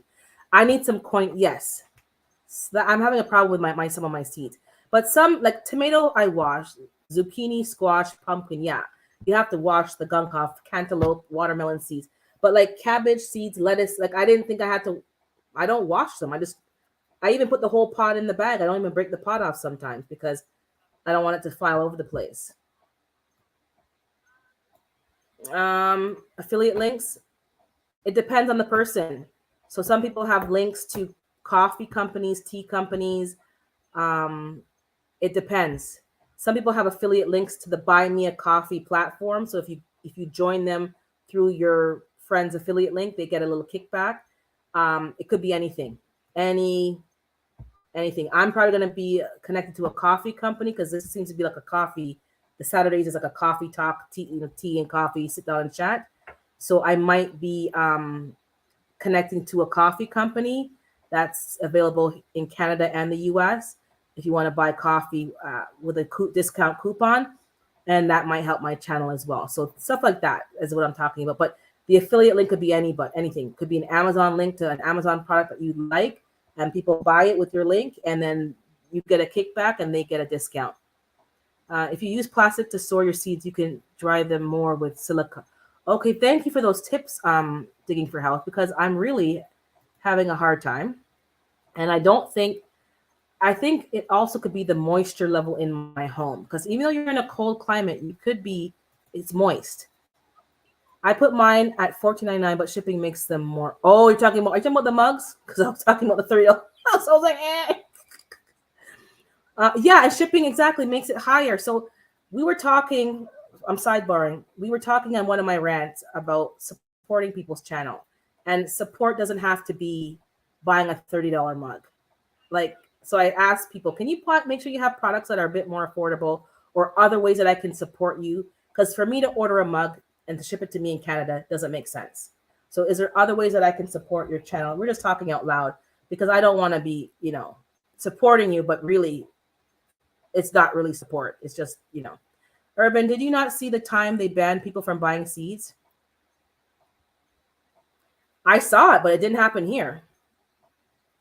I saw it, but it didn't happen. And even though it did happen, I'm the kind of person that will just take the seeds and you're gonna cash me out. No, we can't. You're gonna cash me out, or I'm just gonna steal the seeds, and you could call the police. I had no problem getting seeds. I got seeds all through the Corunda.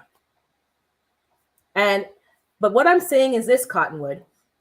I know how to save seeds. I know how to harvest seeds. I have seeds. You want to see seeds? Let me show you some of the seeds I have because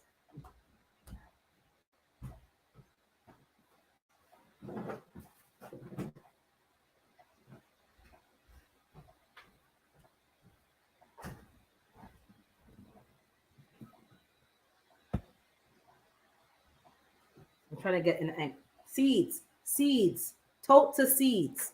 I have seeds. I don't have to I'll leave them right here for now. I have seeds that I've purchased, seeds that I have drying on my counter right now. Let me show you. I have ample seeds. I have a charger full of collard green seeds. This right here is about 200 seeds. So if we're all saving seeds, and seeds last 5 to 7 years if you store them properly, and you're only going to plant 5 collards a season, let's say, because I'm not going to plant more than 5 in an urban garden. Why am I harvesting seeds every year? I've said it. For me, I'll harvest seeds if it's an annual, every second year. If it's a biennial, every 4th year. I'm not going to harvest seeds every time. It doesn't make, like, I have packs and packs of this is just lettuces. You know, Dollar Tree, Dollarama seeds. I have Mackenzie's, I have Baker Creek, I have all kind of, things I've never even planted yet. I harvested marigold seeds. I've harvested all the flowers. I have the seeds for them. I have the seed heads in bags and paper bags, all of there full of seeds. I know harvesting your seeds are cheaper, and you get biodiversity, but who's honestly harvesting seeds every year? Yes, that's what I'm saying. Are you harvesting your seeds every year? Is there a way we can harvest? Good morning, African Dreaming. Do we have to do it every year? If I pick the best crops that I got every other season and take the seeds from them, plus I have the seeds that I already have that are probably not going to get planted, and I can have some seeds to give away. I had enough seeds to plant in my garden, my parents' garden, and I gave seeds to other people to plant in their garden. And I still have seeds. All I'm saying is maybe we have too much seeds. Is there such a thing as having too many seeds? I think so. You tell me. I'm drinking my watermelon juice with ginger and lemon for my cleanse. I'm doing a cleanse, guys. For those who didn't know. Thanks, Digging for Health. She's running OCD-ish playlists as well. I think you'll get there by today, Nikki. We're gonna get you there by today. Just come to my live and win a free month. Oh, I think I've been on your live. I think I've been there, right? You tell me. I can't remember. My memory is really. I think I need to eat some more herbs. Cottonwood Ranch. I'm just trying to picture. I'm gonna go on my phone. I know who you are. I just can't remember it right now. I know in my mind I'm mixing you up with Hedgehog, and I know you're not Hedgehog. And I'm mixing up with Digging for Health. So let me just go on your channel to see your face. I know Cottonwood. You are the blonde lady, I believe, with the glasses. Yes, I know who you are. And you're in Manitoba. Okay. I mixed you up, but I know who you are now.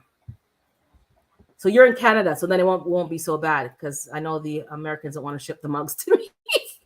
I believe saving seeds works for me. I believe I get great results. I did my own research and I see that. Okay, I definitely believe that. I'm just saying, are you guys saving seeds every season? Yeah, it's more time consuming doing it yourself. Oh, that's for the merch. Yes, I know. It's more time consuming. That's a bug that got the pepper, not the squirrel. Oh, hey, David, he's stuck in there. Yeah, and I'm having a lot more bugs in my garden.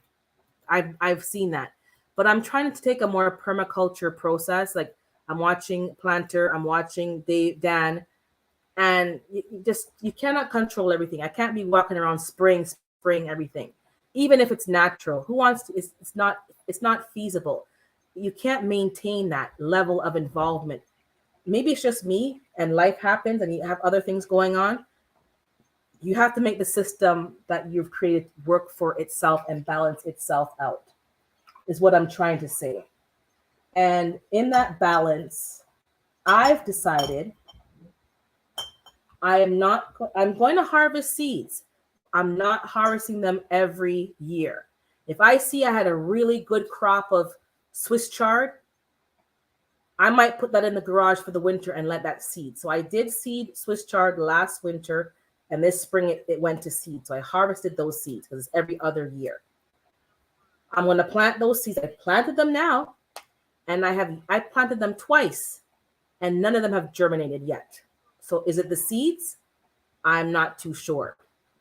I think you can wrap your seeds in a paper towel for a few days and it will get the rest of the moisture. Yeah, I think I want to have to try that. Maybe put them in the envelope with a piece of paper towel. I'm not sure. Because I have all these trays with the seeds and it's really just getting messy and I can't stand the way I'm looking around, the way that it looks. And then I have one pack of seeds over there and I don't even remember what they are. I didn't label them. So you see, those are probably those are the bok choy. Those are the bok choy seeds. So I did save some bok choy seeds as well. Hey, Miss AKA Lady, good morning. Thank you for popping in. Why is the camera messing up now? I don't know. Is the camera messing up? Maybe it's my Wi-Fi. Learning to grow. I think maybe I have to get the adapter to plug in the Ethernet directly to this device because it won't fit into the it's a USB. I think it's the Wi-Fi, which it shouldn't be messing up because the router's right behind me. Oh, you saw my seat. Yeah. So what I'm trying to say, I'll say it again. Hopefully I'm clearer this time. I'm not against saving seeds. I am all for saving seeds. It offers biodiversity and it does acclimatize to your garden, but I'm not putting in the effort every season. I'm going to pick and choose when I get a good crop. Okay, that's the one I'm going to let go to seed.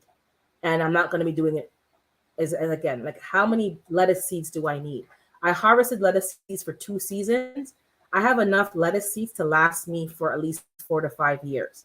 And if in year number 3, I say, okay, let me get some more seeds, that's fine. And lettuce germinates so quickly. So I'm just saying, let's balance the effort we put into collecting seeds to the plant itself. Lettuce is so easy to germinate. Lettuce will actually seed itself. If you let seeds fall in the soil, they'll germinate next spring and you'll have lettuce next spring.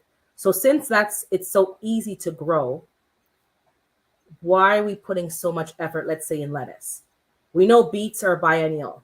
So maybe it's worth saving seeds because it takes so long for them to go to seed. Dill, all your herbs. And as I mentioned in the garden tour, my scallions, the big patch that I had is only like 3 or 4 left.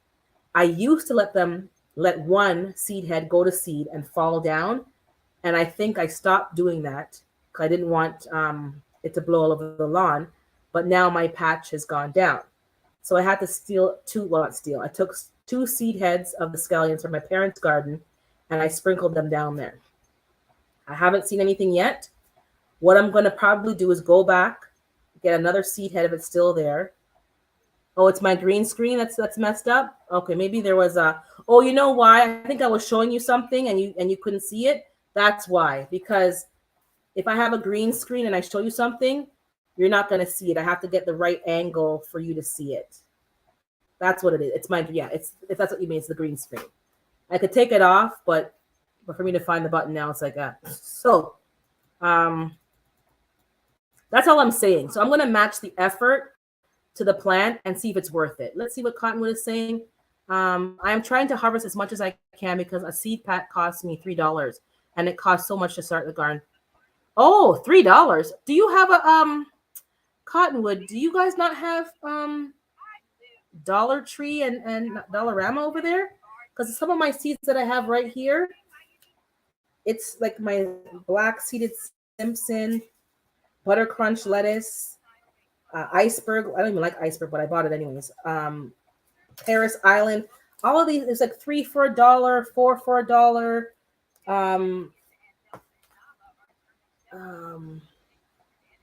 And some of the ones from the orange store, HD, $3, $2.79. But 99 cents for a pack of seeds. Yeah. Some things I've paid a lot for. So yes, for you, if it's, and then I bought these ones. Let me hold on. Give me a second, guys. I'm so discombobulated today, but you know, that's the way it goes. Yeah, you're Manitoba. Um, yeah, I was on the red. I was on the redneck games. Oh, you have gray hair. Well, it looks blonde to me, so you're blondie. Don't. It looks blonde. I think you can never have too many seeds. Yes and no. You can never have too many seeds, but when you get to the point like where I am, you can have too many seeds because your garages have seeds, your house have seeds, your shed have seeds, and you have nowhere else to put seeds, and you're not growing the food. Let me be honest. I'm growing the food, but not to the degree. Supposed to say hi to Raquel, but I don't know who Raquel is. Did I miss Raquel? Is that Cottonwood? Maybe. Sorry, my memory. Yeah, she goes out at night. I did catch the redneck games. Let me turn off the virtual background. You'll see a white wall for a moment. Yeah, okay. So you guys can see the seats. For a moment. So I'm gonna skip some of the chat. I see you. I think I was up to date for the most part, but so $3 for a seed. Yeah, that is pricey. So I got these from Dollar Tree. No, Dollarama. 79 cents. One of the two stores. And it says here, tells you when it was packed, country of origin. I don't know, it's a numeric code, so I don't know, but these like a flower, 79 cents. I haven't planted these, but I bought them just in case because exactly. Sometimes people are saying you can't get seeds. I have some poppies.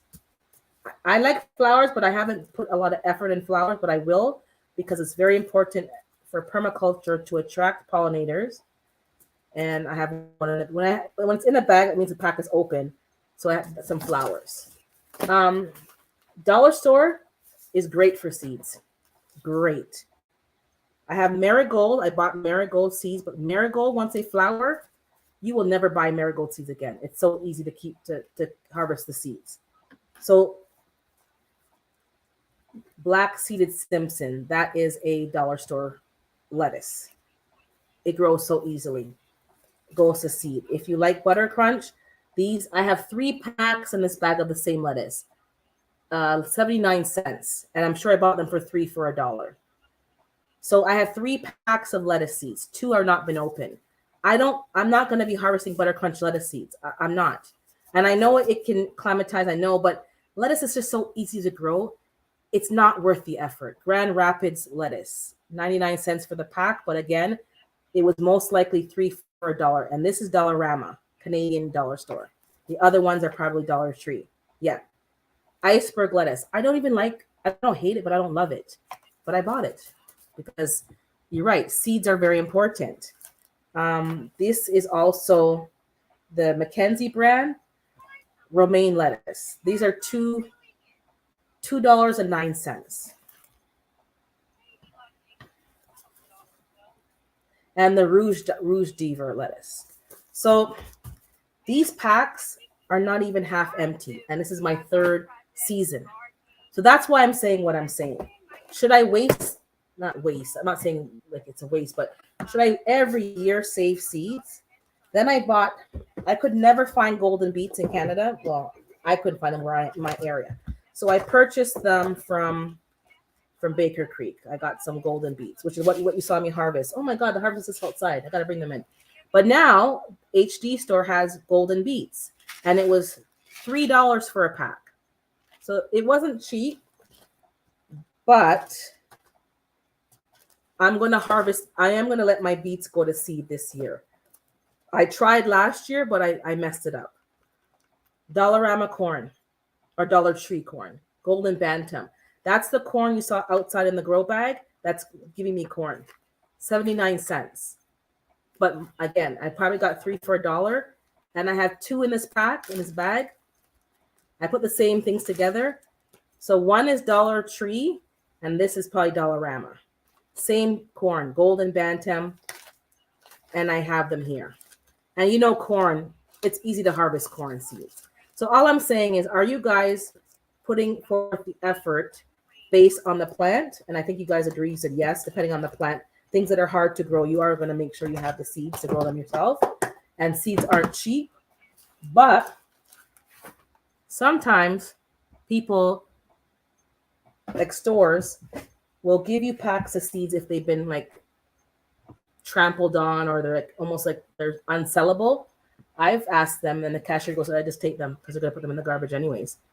Let me go back to the chat. So she's like, she's saying she saves seeds every year if I'm running low on something.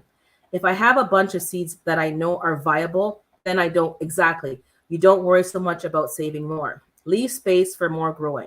Exactly. Because so you everyone I think is doing that balancing act.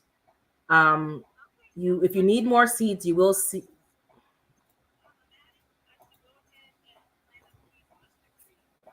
Okay, so let me put the background back on because it's just a boring white wall. Okay. I think I missed some of the comments, but let me see. Oh, you didn't know? Oh, yeah. Dollarama, well, in my area, and I'm pretty sure probably in your province as well. I think by February, if you start checking in February or March, because it was about Easter time, before Easter, you will find seeds at the dollar stores.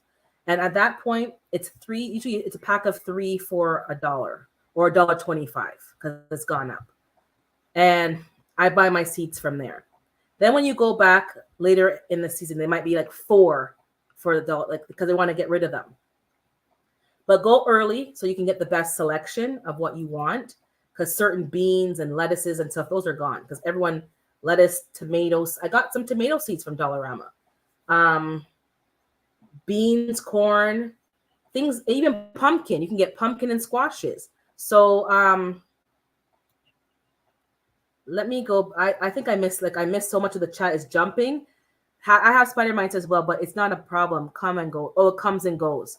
Okay, good to know. But I'm gonna spray some neem oil. Oh, I see somebody there. Hold on. I see you there, African. Hold on. Let me go back to Nikki and give her a thumbs up because she's on it. Nikki, how many hours do you have now? I guess it doesn't count that fast. It must give you a daily count. Okay. All right. Did I bring him up? Oh no.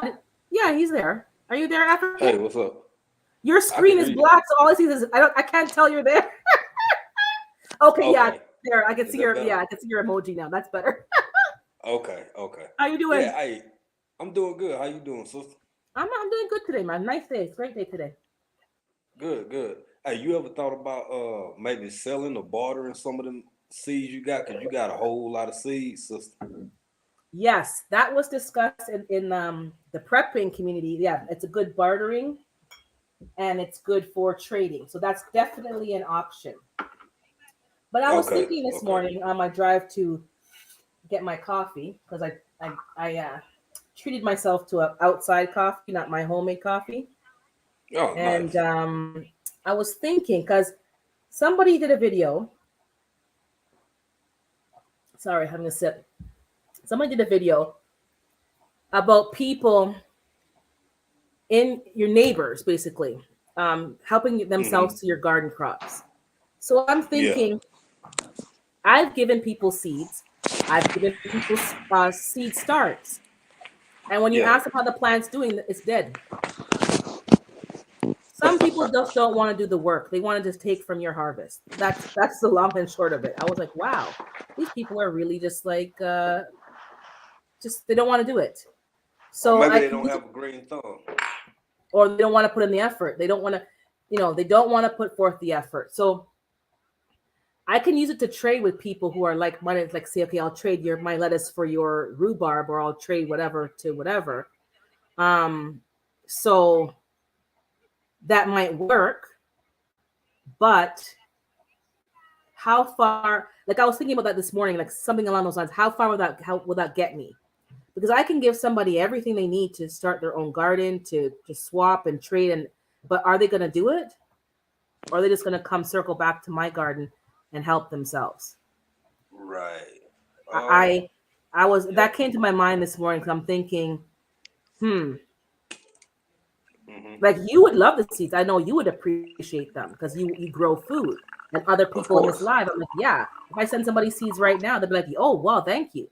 But some people don't want to, because I've experienced this. I've given people seeds, and I gave them for my seeds. I've purchased seeds for them and gave them an actual pack so they could, know that you spent some money on them. Because some people are kind of funny like that, where they're kind of funny like that. They don't want quote unquote secondhand stuff. And so I bought them an actual. Yeah, that's true. That's true. Yeah, some people are funny. So she wanted red cabbage. I found red cabbage accidentally, and I bought some. And I bought her a pack as well because she wanted it. She planted it, but some people just don't. I don't know. That's another topic, but we can kind of go there as well. Some people, they talk, but they don't have the action to back it up. They're like, oh, I wish I could have like your kind of plants. I wish. You give them a start, and then they don't do anything with it. So yeah.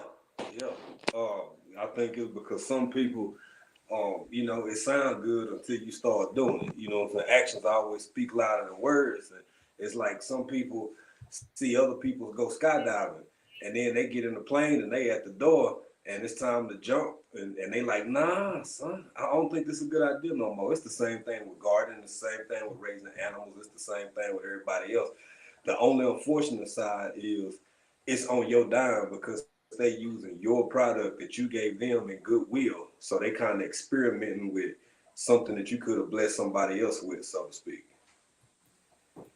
Yeah, because I was like I saw your seed video, like when you went to the festival. I loved that. I was so happy to see that Tanzania is doing that, because giving people and the variety and the greenhouse, or the actual garden. Oh my God. I was like, man, the plants were huge. They were vibrant. I don't think they use fertilizer, or they use a natural fertilizer. Like, it was fantastic. I was just about to say that. I was letting you finish your thought, because the truth is, that's one thing you didn't see was any kind of like 511, any bone mix. Everything is done naturally. It's usually it's almost just manure. That's it. Exactly. And I was thinking about gardening, or other things, but I was thinking about gardening. I'm thinking, okay, my end of season is coming very close. So I have to just basically wrap it up and start again next spring. Hey, Marlon Newbie, I see you there. Excuse me. Herbal chicken wire and cow panel has larger squares. It's hard to bend. I don't know. It was free, David. It was in the shed from the previous owner. I didn't buy it, so I was kind of trying to use what I had. Because the hardwire mesh is, I could probably buy some now. I can afford it now. Okay, I think I'm up to date with the chat, maybe kind of, sort of, but not really. So I'll put that comment up so I can know where I left off. Hold on, let me click on that one. Okay, so I was so happy to see that, because it's like, okay, in my mind, I might assume that Africa is behind because of your own propaganda that you've been fed over the years, and you have to remember that they're very it's a very modern, very rich nation, and continent, and each country has its own specialty of what they grow, and they have plans. But in your mind, you're thinking, world vision, it's always in the back of my mind. I have to always be reminding, no. So when I saw that, I'm like, wow, like, it's a vibrant garden. People can feed themselves. There's no reason anywhere in the world you can feed yourself. It's if you choose to or not, and if you value that or not. So I saw what you bought at the place. I know you couldn't at one point you couldn't get certain seeds because they weren't available. So did you find what you wanted? Like I know the collard greens and the Swiss chard and all that stuff. Did you find what you wanted? Right. But yeah, we did. I found a lot. We found a lot of what we wanted to. The thing I wanted the most were some beefsteak tomatoes that would do well over here because, of course, there's several varieties of local tomatoes, but they just don't hit like beefsteak. And Yeah. so, right. So to have those, and the good thing about tomatoes, once you actually get them growing, you almost can't get rid of them. So we found those. That was the biggest thing. The Georgia collards, that was really good. There's a lot of like a lot of vegetables and fruit, vegetables primarily, especially the greens from China. So that's cool. Most of them have similar taste. That's fine. That don't bother me. But ain't nothing like some good old fashioned Georgia collards, and we getting those going. The other stuff is like what we talked about in the live last night, sis. It's like crazy stuff you wouldn't think. And I look, I don't like telling people they taking stuff for granted or not, because you grow up with what you grow up with, and that's all you know. But when it comes to basic stuff like jalapenos, I would just really love to have some, and I don't have any. And you know, it's a hit and miss on what customs will allow and won't allow. So You'd have man. to wait until you're in town, like in the US, stock up on all that stuff and carry it back in your personal effects. Like you can't ship that. Yeah. If I were to do that, so to speak, Yeah. hypothetically, maybe, possibly. No, like Yeah. I hear what you're saying, but I think, is that allowed? Because What's I've that? carried, I've never checked, so maybe it's illegal. But because I've carried things to Jamaica, I've carried seeds to Jamaica, and but I've always carried stuff that I've purchased because at least they've been sterilized and they've been like handled properly, like not stuff from my backyard. But I've purchased seeds and I brought to Jamaica. I brought bulbs to Jamaica. I think that was illegal, but I brought bulbs like tulips and other. I think you brought bulbs allegedly. I don't know Allegedly, for sure yeah, allegedly. that you ever brought. Maybe it was in a dream or a nightmare. I don't remember. Yeah, there it is. And you don't remember.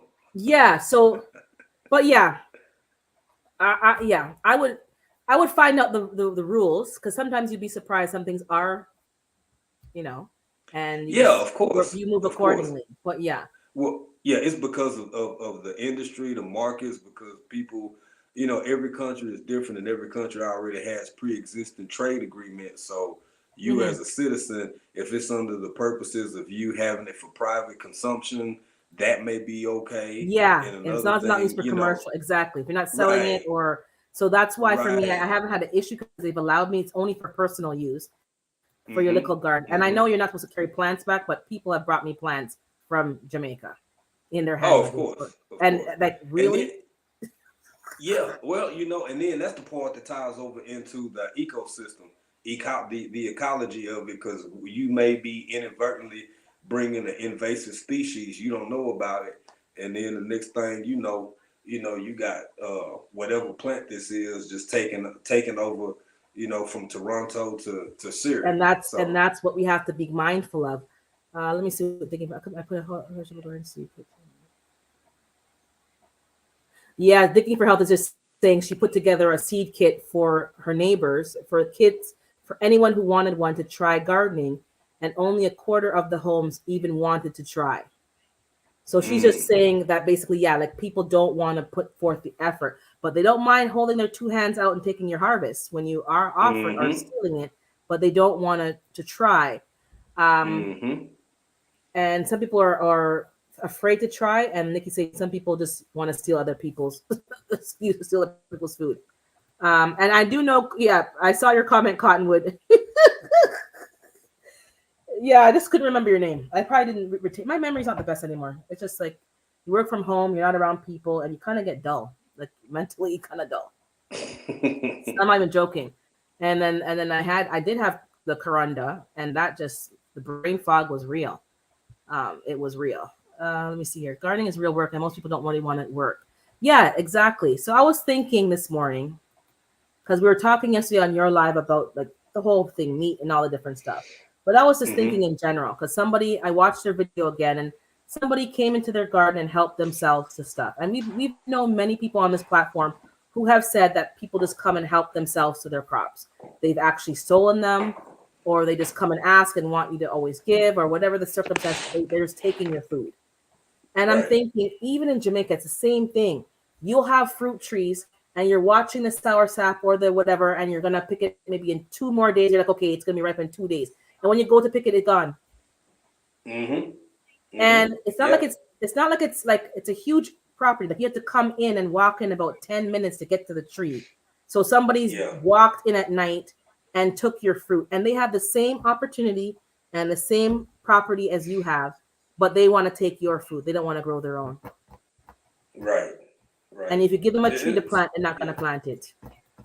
Yeah, it's the same here. I mean, it's that part of human nature that you have growers and givers, and then you have takers. And I don't mean that in a derogatory way. I just mean in the sense that some people would just rather not and do what you just said. You know, if you doing it already, then hey, come on, man. What's a few avocados?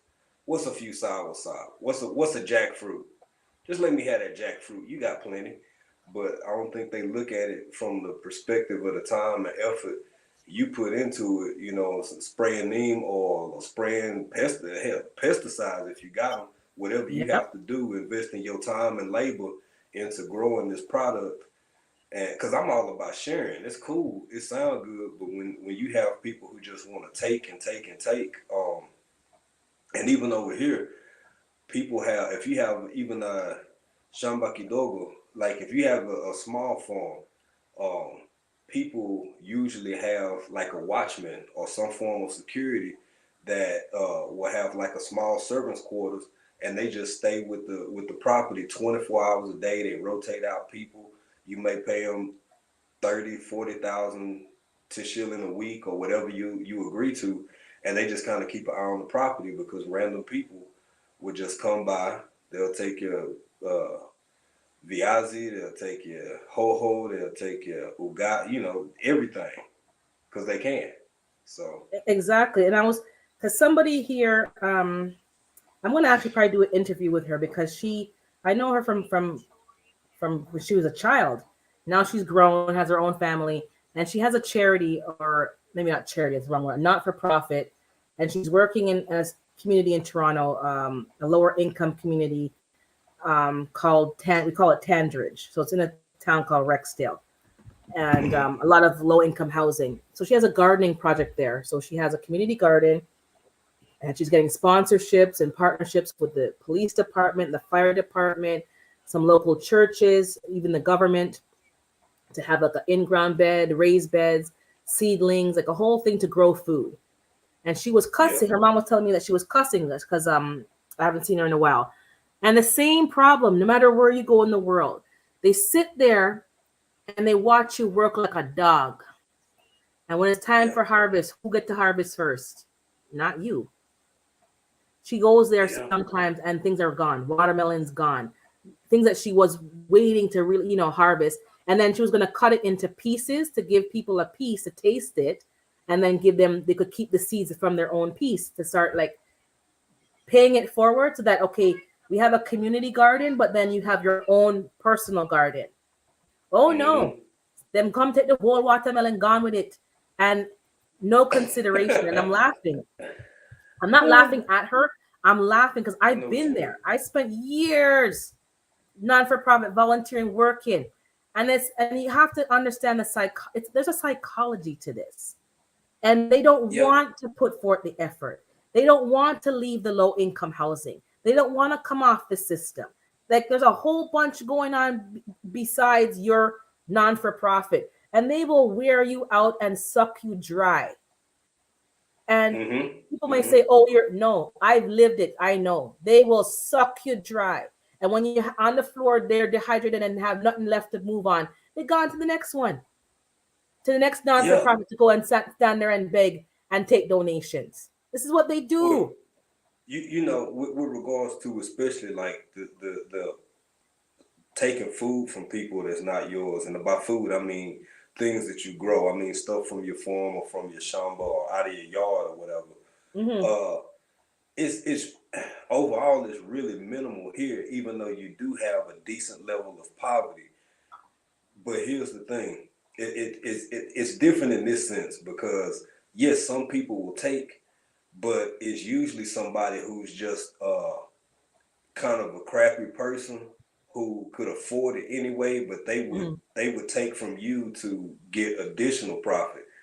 So the really, really poor people here, the people who can't, like if there's somebody who's worked or been out, like, you know, trying to sell whatever small product they have on the roadside, and they only made the equivalent of $2 US, if that much, or $1 US for the entire day.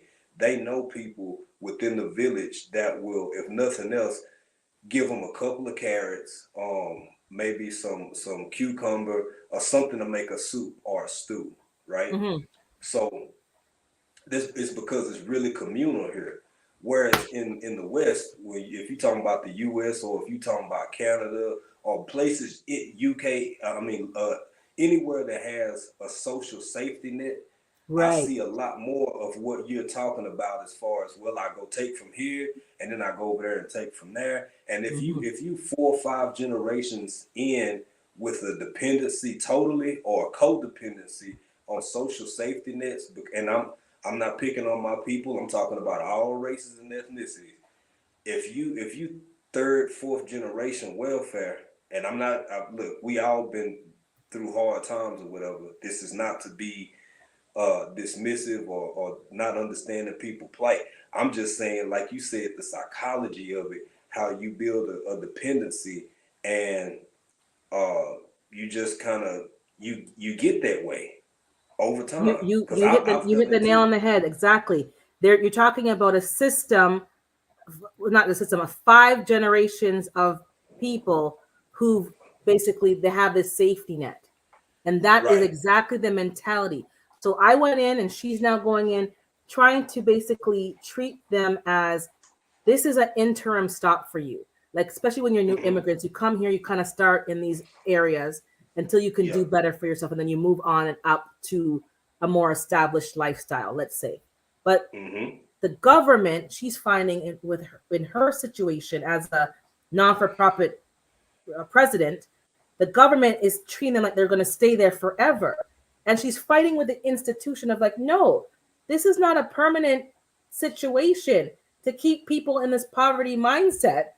And then the people, she's fighting the people because they want to sit in this poverty mindset and just keep taking because they don't have to work, they don't have to do it, they don't have to grow, and then sucking her dry. So she's fighting for them, and then they're fighting against her, and then she's fighting the people.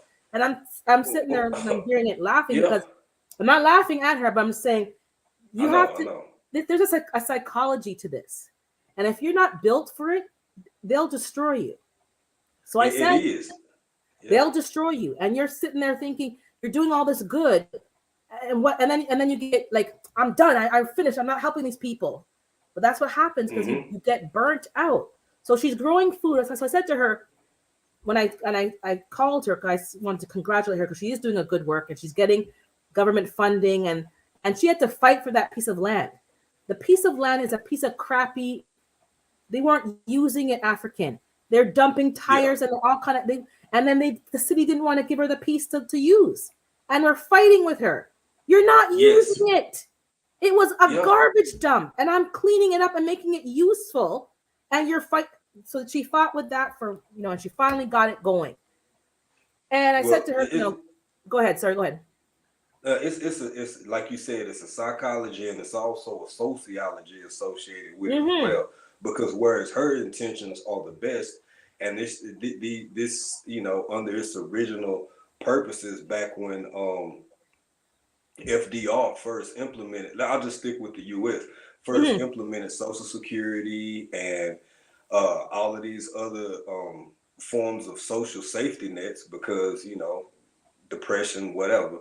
So when these things were set in place, that was you can't see my quote unquote initial intention behind it as a pick me up, a short term form of relief, supposedly. Exactly. But what happened in all actuality is you create a social dynamic where you purposefully cultivate generations to be dependent or total, either completely dependent or codependent on these social safety nets, which allows the powers that be, whomever they are, to just about almost down to, somewhere between 2 and 1%, how many people they can count on gonna go to the military, how many people will go to prison, how many people will in fact grow up in poverty. Because when you give somebody just enough, it's like, you ever heard that saying, just enough rope to hang yourself? Exactly. Exactly. You give people just enough help to keep them in a perpetual state of poverty, unless they seek peak game and they can pull themselves out of that. But it's hard. So you get predictability with that. We don't have a draft system in the U.S. currently. So if X amount of people Currently, of yeah. this ethnicity grow up, then this amount will more likely than not end up joining the military. If we can keep people in poverty, then we can guarantee that just about this much of the population will in fact go to either a private or federal prison. Like, it ain't even hard, man. Just sit back, cross your hands, follow the money, and you can see why some of these things are the way that they are. And if you remember in some of my other conversations, you know how I always say, you can't save everybody. Go small. Yeah. Go Yeah. small. The smaller your group, the better. This is why, and I love listening to you and talking to you and hearing your stories about being an immigrant and the story with your parents and that time over in Europe and then Canada, and just the things that you share. It's like, I think the reason that so many immigrants can go to other parts of the world is because there's less of them. And I know people love to say it's strength in numbers, it's powers in numbers, but sometimes there's more strength in just having a handful of people with the same purpose, with the Correct. same objective and the Exactly. same goals. Because you're not So dragging people behind you. It's a lighter load to exactly, carry. And exactly. I hear you, because you were talking about, your community versus your village. So I told her, I said, first of all, you need a team, because I told you they'll suck you dry and they'll throw you out when they're finished with you. And you're fighting two beasts here. You're fighting the system, which is the government bodies who want them to stay in poverty, because it keeps the system working for them the way that they're used to it working. And you're dealing with people that you're trying to enlighten and enhance, but they're not getting it. Like, they're fighting against you. So I told her, when you're dealing with people who are in a lower income area and they don't want to budge, don't want to move, you have to become petty Betty. And she's looking like, oh, you can't wear your heart on your sleeve. You have to be cold, like this cold, a cold-hearted bee. And I said to her, your first mistake was, they like watermelon. Why you planting watermelon the first season? And she laughed, and I said, you have to be, you're dealing with bad mind people. You do not plant what they like the first season. You get them in the garden working, plant bitter melon, plant, stuff that they don't like and they're not used to eating. You plant eggplant and you plant stuff that they have to, what's that? Then when they start, get your hands in there and they're working and they take pride, then you plant watermelon. But she go in there with all the traditional callaloo. Hello? Yeah. Why would you go plant them what them love callaloo? And she's laughing and go, that's the point. You have to deal with their psychology. You don't give them what they want.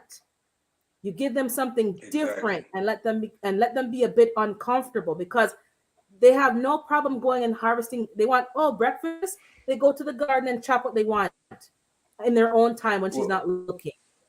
What do you expect? It's a psychology. It's the same reason that most employers tend to place people on a grace period of 90 days, which is typical. You typically get a 3-month grace period, so you can get a feel for your new employer, so your new employer can get a feel for you. In this regard, I agree with the idea of growing some less desirable or not go to types of produce, because it gives you as the head and the people who are participating a chance to see if it's worth it for them, because people work harder for themselves and for things that they think they have some form of interest in, and they'll do better over time. But I mean, I put it like this: if I was doing a car giveaway, I would give out, if I had it like that and I'm just balling and I felt like blessing 10 people with a new car, everybody finna get a Kia Rio, not a Tesla. You know what I'm saying? Because I don't know you, even though I'm giving something away for free, I probably wouldn't give away the higher end of something before I gave away the lower end, just to see Correct. how people appreciation would go. So yeah. So I'm just like, I'm watching. So I'm gonna approach her and maybe do an interview and show the garden and do a video so you guys can see what people are that'll be doing. dope. But back to people saying, oh, give them this and give them that. Digging for Health put together seeds packets for people. It cost her time and money, and they wouldn't even like hands in their say put it in the dirt. This is what we're Right. dealing with, and you're talking about SHTF. Oh, they're like, we already said this. They're coming for your food. They're coming to your garden, and I'm not gonna sit there and fight over a squash and a pumpkin. Like, I'm not losing my life over a pumpkin, but I know I have the skills to plant somewhere else. And I have the skills and take my seeds with me. And I'm working on my little packet of seeds to have in my bug out bag, to have certain things with me that you drop a few here, you drop a few there, and you have food to eat in a short turnaround. Because everyone's not on our level. They don't want to put in the effort when they can just come and take what you have. It doesn't make sense for them. So in my situation, I'm saying I'm going to start putting forth a little less effort, not because I don't enjoy gardening, but for instance, I don't need to have seeds enough to feed the whole village. I need enough for myself and my family. So I'm not harvesting seeds every year, especially things that are easy for me to grow, things that will seed themselves. Like, I have to be smarter so that I'm not, losing my own steam, like on my own accord. Like, I need to pace myself. This is a marathon, not a race, not a sprint. Exactly. And if you're trying to get to the end game, I need to pace myself. So, I got to harvest seeds. I got to harvest. I got to can. And we're all, I've decided to cut certain things out, because especially when it's you alone, it's like, it's only 24 hours in a day and I spend 8 of them sleeping. So that already right there, cuts, that already cuts the time right there. So I'm just being a little more conscientious of. So for me right now, I'm doing seed saving. What do I need to really save, and what can I use? And yes, it's better to use your own seeds, but if I use a pack of seeds that I know are viable from the store, and there's, I might as well just use them. But let me just quickly go to the chat and see. Learning to Grow had mentioned that he's not seeing things in the nursery for fall gardening. I think it depends where you live, but I never see fall stuff here. I'm in a cold climate. You only get spring starts. So you have to start from seed if you want anything summer or fall. So brassicas do better in the fall. David, yes, that's true. So hopefully you guys have your broccolis and stuff in there. That was when people were sitting at home bored too. When you did the seed packets, exactly. They don't want to do it. G Mama has saw nematodes in her grapevine. I know what they are, but I've never. See, I'm not even at that level of checking for all these things. I can barely handle the spider. Nematodes. I'm not nematode. What? She lost 3 vines, but so she exactly, and and that's a good approach. She's spending more time getting that deeper knowledge. Thinking about it's looking. I'll be purchasing at least 1 more grapevine. And you saw me. I have grapes that I never planted. That's just wild out there back there.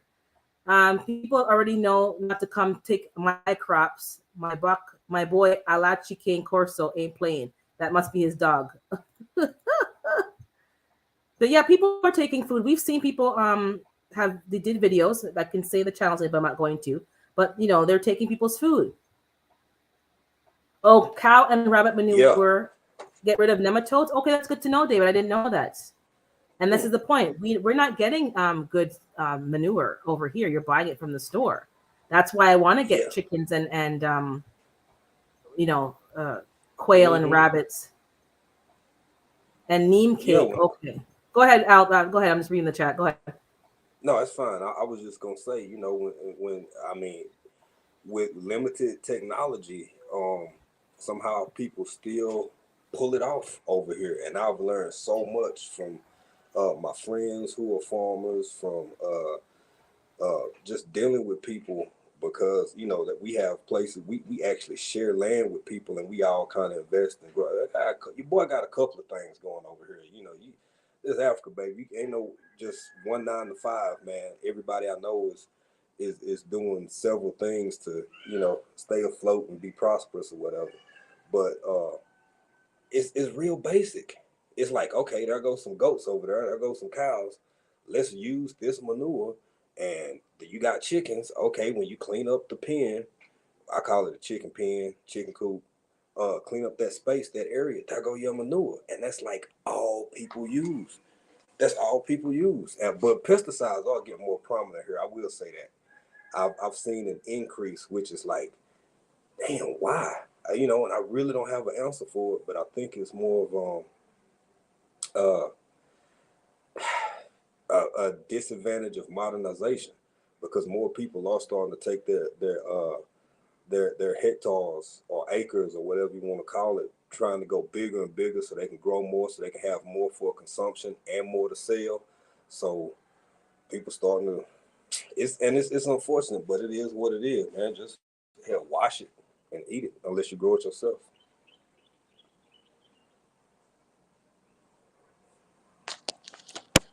You scrambled up a little bit. I can't hear you, sir.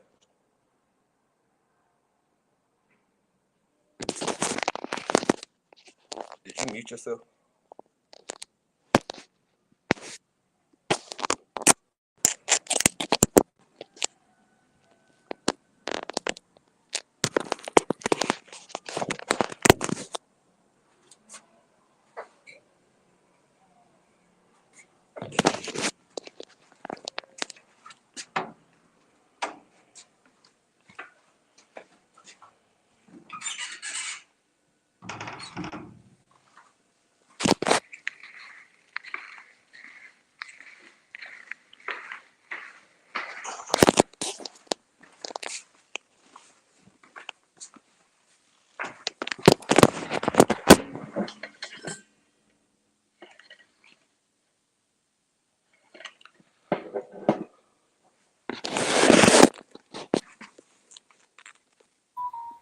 Oh, I think I pressed the mute button. There you go. Sorry. Yeah, you were going Sorry. off. I was going. I'm like, and they're texting me. Can't hear you. Can't hear you. I'm like, why are you texting me like this? Oh, thank you. I got it. Thank you. Thank you. I got the message. So you were saying, I think I got cut off. So I'll go to the beginning. You were saying that, oh, we only have manure in Tanzania, but that's all you need because you guys have a closed loop system because you're feeding the animals properly. First of all, you're not putting GMO corn in their diet. You're not spraying herbicides and stuff on the food that the animals are eating, and they're not relying on non-traditional foods to feed their livestock. So the waste that they're producing is nutritious for the soil and in turn for your food. Exactly. What we're doing over here and in any quote unquote first world nation is they're spraying the food, the herbs, the grass, giving it to the animals to eat, and all you're passing out is chemicals, and you're putting that in the soil, and then you're wondering why the soil is being depleted. Those chemicals are like forever chemicals, number one. And like, what do you expect? Like, it's after years and years of this compounding issue, what do you expect to happen? So people are talking about the symptoms, but not about the solution. We're talking about, oh, you shouldn't eat meat. Exactly. Oh, you shouldn't eat beef. Oh, you shouldn't. Yeah, I'm vegan. You could be vegetarian, vegan. The food that you're eating now is not nutrient dense like 50, 60 years ago. Thank you. I can tell you that. And none of you are growing your own food. There's very few people who are plant-based and are actually outgrowing their own food. Some of them are, but most are just going to the big stores and the fancy frou stores, and they're buying their stuff there. Oh, I'm drinking juice. I juice. But if I'm going to the store and buying juice, guess what? It's pasteurized. You've killed all the enzymes in there. So what's the point of me drinking it? Like, let's talk about the broken system. It doesn't matter if I choose to eat animal meat, flesh or not. And if you choose not to eat animal flesh, I understand that completely because maybe you have a moral issue against it. But my pet peeve is that when they start going into all animal products, if I'm not killing, Mm-hmm. if I'm not dispatching the animal, what's the problem? Why are you now going after the cheese and the milk? I don't Right. drink milk, but just Right. say, why are you going now after the cheese and the milk? Why are you going after the butter? Yeah. Like Yeah. when is this gonna stop?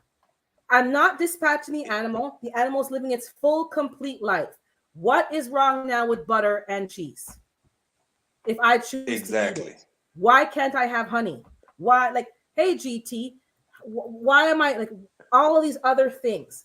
That's where I have a problem because it's no longer a moral issue. I think it is, but it isn't. You're going a bit too far. It's almost becoming like a control issue because if the issue is animal rights and animal abuse, which I am not for animal abuse at all, I think it's disgusting, and I think it's not the way that you're supposed to raise livestock. But if the issue is letting them live a full life, and I'm allowing that to happen, but I'm using some of their, their milk or whatever to make other products to live off of, what's wrong with that? Why are you now Well, sis, promoting cockroach milk? you, That's okay, but I can't exactly. drink cow's milk or goat's Exactly. milk or whatever. Because you're using logic in an illogical world. And we're all like That's in it. this cloudy road. Oh yeah, that's a good idea. Yeah, and we're all kind of chiming in. No, you're talking foolishness. Yeah. Like, you're not making sense. You're not. The Amish people have been living in a closed loop system for years, and they're not wasting, they're not producing waste like we are, and garbage and plastic packaging, and the list goes on and on. They don't have any waste. They're using everything in its entirety, and they're living a happy, healthy, peaceful life. Why are we now on a Absolutely. different track saying that's not the way they're causing environmental damage? I could speak to that from my personal experience and observation. Sorry, I'm your of the volume is mindset. low, African. Can you? Oh yeah, hold on. Let me see if I. Is that better? Oh, that's perfect. Thank you. Oh, okay. So when it comes to the Amish, first off, especially people who have never lived or traveled outside of the country, that's my home. I love it. Everything you can imagine wanting, you can get in the good old U.S. of A. Usually conveniently, and even if it's far away from you, if you got the money to pay for it, you can have it within 24 hours. Most of the rest of the world don't operate like that. Most of the world lives under the same principles as most Amish people, honestly. And I think that's a threat to some, depending on who they are and what position they're in, because if the lights go out, if the water go out, if just let's say it hit the fan, right? Amish people gonna be all right. A whole bunch of people in Africa, got damn near all of Africa gonna be all right. A whole bunch of people in parts of Europe gonna be all right. But the actual state, I mean, think about, just step back for anybody in the chat, anybody listening. Think about all the folk who, if they didn't have no water, no electricity for about 3 days, what life gonna look like? That's what I'm saying. I mean, I think people like that really get focus put on them. I think they get attacked in a way because you living in a way that coincides not only with nature, but it's so much independence in that lifestyle that you can't have a whole lot of people starting to bite off that and live like that and go back to those ways again, because it don't really coincide with the agenda of the future, if that make any sense. I'm just like the issues keep evolving, and that's where I'm kind of like, okay, you're just making, like, not making up stuff, but for instance, the ads I've been getting on Instagram lately, from like a lot of the plant-based channels that I'm following, and the havoc they're wreaking on the environment. They're knocking down tree lots, and they're knocking down to create places for animals to graze. Yeah. There's nothing. There's the issue is the way that they're doing agriculture. They're making it about, oh, because you're raising beef or cattle. That's not the issue. The issue is the style of agriculture that they're choosing to do. Because when we were here, my aunt was alive and had her farm. She had a field that she did, have them grazing. But there's also a wood lot. There's also this, there's that. You don't just go and knock down everything. Then and then Yeah. you rotate them, and you keep growing Yeah. back more grass, and you rotate them. So you're Exactly. adding value back to, and then they're trampling on the grass, and they're taking their crops and they're putting nutrients back in. And then you go as a Mm-hmm. farmer now, you plant hay, you plant grass, you can plant Yep. alfalfa, and you can plant things that are Yep. going to put things back into the soil. So I Mm-hmm. don't understand. It's not about Sis. the livestock or the beef. It could be lamb, it could be chicken, could be whatever. It's the way you're I, choosing to run your livestock, and exactly. how you're treating your animals and the land. And if it's not a closed Don't that loop sound? system, that's the Yeah. problem. It sounds like gaslighting because I think that you gotta know that these people know that everything you just described, everything, and even if you didn't know it before, you would make an ad, before you would be an objection to that way, you could at Mhm. least research it and see that that's how things can go. So for me, it sounds like just good old fashioned gaslighting. You making a big hoopla, you making a big set of circumstance and a big deal over something that could really be actually very simple. So either it's an agenda mixed with gaslighting, or it's just gaslighting mixed with an agenda. But it's one of the two because I mean, Yeah, nothing else makes sense. nothing else makes sense. So G Mama saying she got right off a post for saying she drank milk.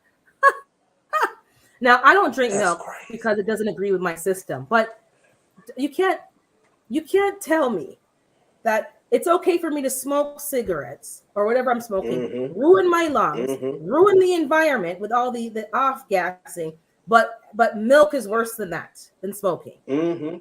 Like something's not making sense here. Yeah.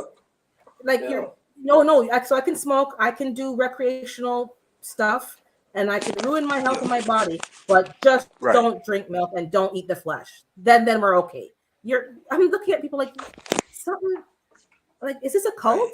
Did I not go? Hey. Like, did I join the wrong cult? Like, what's going on? Is this a cult? Because I You really don't not crazy. understand. Are you like At drinking the blood height. and behind the scenes and putting Obia on people? Like, I'm not sure what's happening here, but it's not making sense. Because At the make height it make of sense. 2020. At the height of Because if all you 2020, care about sis. is the life of the animal, as I said, then I choose not to eat the flesh, I've met your requirements. Oh no. They keep adding new stuff.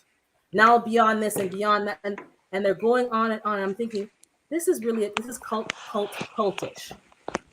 And Well, they're that's missing such the a point that this very soil that has been depleted, had you incorporated your food growing with the animal, that would be better. So even in some yeah. parts in the US, sorry if I'm cutting you off, some No, parts no, in no. the Go ahead. US, Go ahead. they're doing certain things. So I saw on the news this week that a company is dumping old milk in a trench that they own, the land that they own, near these other people who own the land. And it's rotting and it smells stinky and it's just putrefied. What, like, we're always doing things in extremes. Obviously, if trucks are just driving to a point and dumping all the milk, that's not going to work. That's not a balanced ecosystem. That you're putting too much in one spot. But have you been properly, disposing of the milk properly at a slower pace and putting it back into the earth? Those microbes would be enjoying that, and you're going to be putting something back into the soil. But everything is about dumping somewhere and making it somebody else's problem. And again, it's not a dairy issue, even though it's the dairy industry. It's the whole system is broken. Then in another point where they have slaughterhouses, people who live over there, a different stink, and it ruins the whole area because they're just doing too much of one thing in one area, and having all these ponds of waste and stuff. The system wasn't made to be operate like that. We need to go back to the old-fashioned ways and find a way of modernizing it, but staying within that construct of a closed loop system. because all we're doing now is making things other people's problems. So it's not about eating meat or not eating meat, about being vegan or not being vegan. It's a whole system. So the waste from the animal can be used to fertilize the ground to grow crops. I don't believe that it should be just livestock or just agriculture. I think it's supposed to be both together so that everyone is benefiting from each other. That's what I think is supposed to be happening. And that's what's missing in this modern day farming. That's what's missing in this modern day farming, because nothing is being put back into the soil, and they're blaming it on the meat industry, but it's the whole system. And I dropped the link again, guys, if anyone else wants to come up. I've been dropping it occasionally. Just, you could come up. We're talking about that. Goat's milk is way better, David's saying. Yeah, it's better, but it's rank. That's a it is acquired taste. Yes. Ask me how I know. I've had raw. I had to have raw goat milk because my aunt, exactly. There was no pasteurization. They milked the cow or the goat in front of you, and you went and drank it and had your cereal, your honey bunches of oats. And nowadays people die from that. I don't know why I didn't get sick, so I left off there. But even that, okay. So thank you guys. I said no sound. I don't know what happened. The mute button had pressed there. Welcome to Twin Oaks. And GT, I'm bringing you up here. Good to see you. I learned in school today. Not much, man. Good to see you. What's up, G? What's good with you, African? Oh, someone's saying so many live streams this morning. Yeah, I think everyone's coming on Saturdays now. It seems to be popular. Good to see you, though, Healy Means. Good to see you. And G Mama's slowly weaning off of milk. Yeah, I'm off of milk, but I don't. If we're in a hard time, am I going to drink milk? Yeah, I am. It's not good for my system, but if you have nothing else. But then again, the milk that you got on the farm is different than the milk you're getting in the stores. So I don't know. Even though I don't drink milk, I'm sure it would be less damaging to drink it from a farm versus from the store. So, but go ahead, GT. What's going on with you? I saw your 2 lives the other day. I think it was it 2 lives? Yeah, because it was 2. Oh, I think he's frozen. And he was doing his hydroponics. So I was watching that. Hold on, let me see what's going on with when I consume milk-based foods and drinks that I do produce phlegm. Yes, exactly. That's why I came off the milk and my eczema. But in terms of morality, I don't have a problem with people drinking milk. Because people act like any animal product is like this mortal sin. That's all I'm saying. If you want to drink milk, let's go right ahead. If your issue is about animal treatment and animal cruelty, I understand that. But when those same people are attacking me, well, I don't drink milk, or people who eat cheese and milk products or whatever, as if that you're like perpetuating animal cruelty. I don't know what else to when does it stop is what I'm saying. When does it stop? But okay, you're back, GT. So hey, Cassandra. So GT, how's it going? I watched your lives. You had 2. It was my bedtime, so I couldn't stay up. But I watched the replay, and I watched the hydroponics, and I heard the chickens. I'm like, is he not gonna show the chickens? I was hoping you would just turn the camera and show the little chirp chirp. But how's it going? How are you finding it? Everything is panning out. I didn't show the chickens because I haven't did a video for it. I've been out of the video scene for a little minute, so I was trying to wait till I do a video. You don't have to wait. You can give us a sneak peek so we can at least, because they're going to be full grown in a couple of weeks, right? They're going to be fully feathered out in a couple of weeks. I guess so. Yeah. Yeah. And I heard you say something about that you want to make that transition. I've been trying for weeks. I have the chicken coop built, and I have it in a shed. My only issue is that outer shed needs a new roof and to have it secured up. And I've been asking people to come and do the work and going to pay them. And as I keep saying, when it's a small job, it's like they don't take it seriously and they don't want to come and do it. I have the electrical fencing that I purchased. I just need to get that whatever you call it, the voltage thingy to make it, electrically charged. Because I have a raccoon, so I don't know. I have to be very like vigilant, and I'm getting the pellet gun that's coming. So if I hear any kind of chirping in the night or any kind of something, I'm not even gonna like just fling on the rope and just start, BB gunning and busting shots, because those are my, like, I'm protecting my chickens at all costs. So that's what I'm waiting for. That's it. And I'm getting irritated because over here winter's coming and people are not going to be selling hens, they're selling chicks. Like, I need to get, I don't want to buy them and have them in the garage, and then there's just in the garage full grown birds in the garage. Like, that's, but I might have to do it. No, but your garage is empty. Mine is pack up with stuff. Winter tires. You got what? It's packed up with stuff. I got snow tires. I got pins. I got my stuff from my parents' house that they flung in there because they were renovating, and all my sewing machines and all my stuff is in my garage. There's not even any organized space. So maybe I'm just going to fling stuff to the side and just make a box for the chickens in the garage. That's what's going to happen. Even though I spent the money on the coop and got things set up and I have all the stuff kind of ready to go, I'm not getting ahead. But that's what I'm working on. Yes, I'm getting chickens. I think African has chickens. You're going to, because it's part of being self-sufficient. I think it's part of the whole thing. If I can get my own greens, my own produce, my own eggs, I have more options to feed myself. And not even just that. I think the quality of the food, since everything's more expensive now anyways, I might as well spend more on quality versus quantity. So I prefer to eat one of my eggs a day versus 2 or 3 of the eggs from the store. I'll eat less, but at least I'll get more nutrients. That's my logic behind things. Because from what people are saying, you do feel more satiated eating your own food because there's just more nutrients in even your greens and in your eggs and in your own chickens. It's so nutrient dense that you don't need to eat as much as if you were buying it from the store. And I've noticed that to be true, because even my salads, I can eat a smaller salad and I'm more full than when I buy one from the kits from the store. That's what I'm noticing. I'm getting all the nutrients that I need. So I don't know if you guys are noticing your own food is just giving you more, you're more satiated and you have more nutrients. Yeah, what do you definitely hit different. Sorry, who's, I guess, African, go ahead. No, that's GT. Go ahead, bro. GT, go ahead. I'm gonna tell you about chickens in the garage now. If you do it like that, I tell you they're gonna carry your smell, and just keep the what's that thing called, the bedding. Keep the bedding on there, so that they because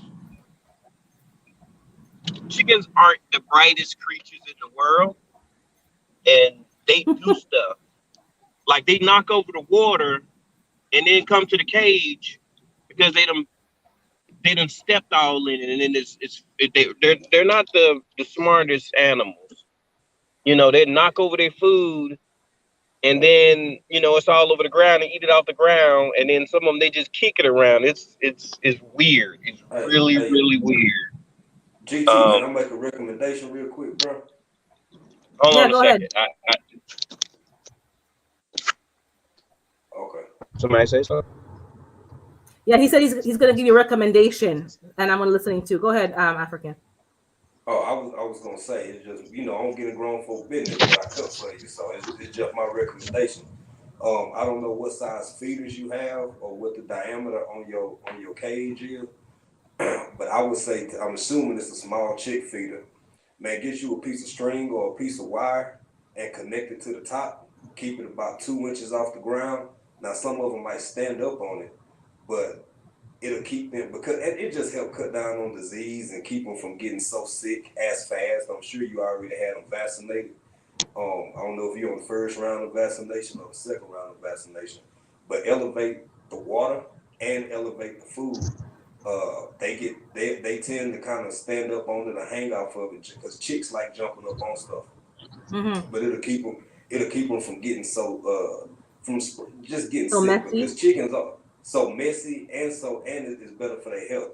Because like he said, he was real PC about it. He said chicken's not the brightest creature. No, chicken's just nasty, man. They would knock their food over and then take a dump and then eat it off the ground. You know, they just do stuff. Oh like my! I know they just. Yeah. Are you Yeah. are you And see, using? I'm a peep. Go ahead. Go ahead. No. Go ahead. Ask the question. I was asking TT. Are you using wood chip or the shavings, or are you using like sand? Are you using cat litter? What are you using in the garage? I'm using the stuff you get from Wally World. They have a bed patty. I think it's here in Alaska is $9, almost $10 here, and it's like 3 cubic feet. That's what I'm using. I went to the Alaska Feed Mill and Feed store that we have here, and what I did is I bought one from them, and that thing was 20 some dollars, and I haven't opened it yet, but it seemed like I'm getting swindled. You know, I'm like, wait a minute, I don't think this is right math. It looks like this is compressed, this isn't compressed, this is basically the same size. So I'm trying to figure that out. But what you said, African Dreaming, I didn't Yeah. realize that until I went into more research. Like I stopped watching for entertainment and to see how my people are. You know, I go to gardening channels not because I'm gonna learn something, because I get to see everybody there. Because I get to Right. laugh with people. You know, they get to share their stuff, and I get excited about that.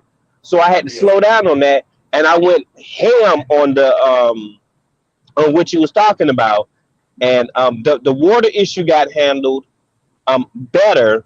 But then I got this crazy chicken in there that he he he he attacks them. One And then second. I went on the chicken show with Micro Farmer, and I Yeah. was able to pose the question to them because I don't know. You know, I've you know, sometimes you want to go to people that you can relate to. Sometimes, you know, so I went Yeah. to Yeah. them and I spoke to them, and they said to separate it. So I'm gonna separate it because I did good. I did exactly what you just said. No, I didn't elevate the food. I did not elevate the food because I don't. I got to figure out how to elevate the food. It's probably really simple, but I just don't want Yeah. them to jump on top of it and knock it all back down. So what I did is I did the string, but I used a pulley that I used from my grow tent, and Yeah. but my problem is I lack the time. And when I do have the time, I'm unmotivated to build the chicken coop outside because Mm-hmm.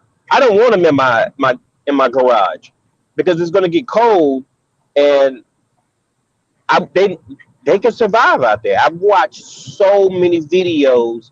I built half of the chicken coop. I mean, half of the chicken run so that I could put them outside. And I think I got to work 7 days a week this week because I'm Yeah. headed to work.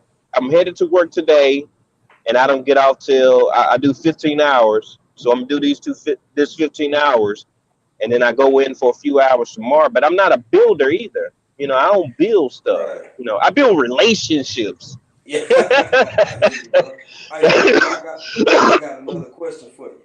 I got another question for you. How much time before winter time hit real good in Alaska? Man, while y'all was talking, I was about to show y'all the snow on the mountains. Okay. Like So there's snow on the mountain, so that means that you know we don't have long. Like by the end of okay. the month, we're gonna have our first snowfall. It ain't gonna stick, but we're gonna have our first snowfall. Mm-hmm. Well, here's just a suggestion, in my opinion, that might be able to buy you some time and get you through to next year, so you can just kind of do stuff in stages or whatever, because you know your circumstances better than me. But look here, man. You said you're not a builder, so that's one issue. So you don't want to rush. I don't know how much bread you want to break for it, and I don't even know how many animals you got, but it sounds like you got at least one rooster. If he acting up, man, It better not be if no you could rooster. if you could find you a cheap tent, if you could find you a used tent, a Coleman, any kind of old cheap, or even a discounted one from Walmart or something, right? Man, get them up Okay. off the ground. Get you some regular sawhorses, right?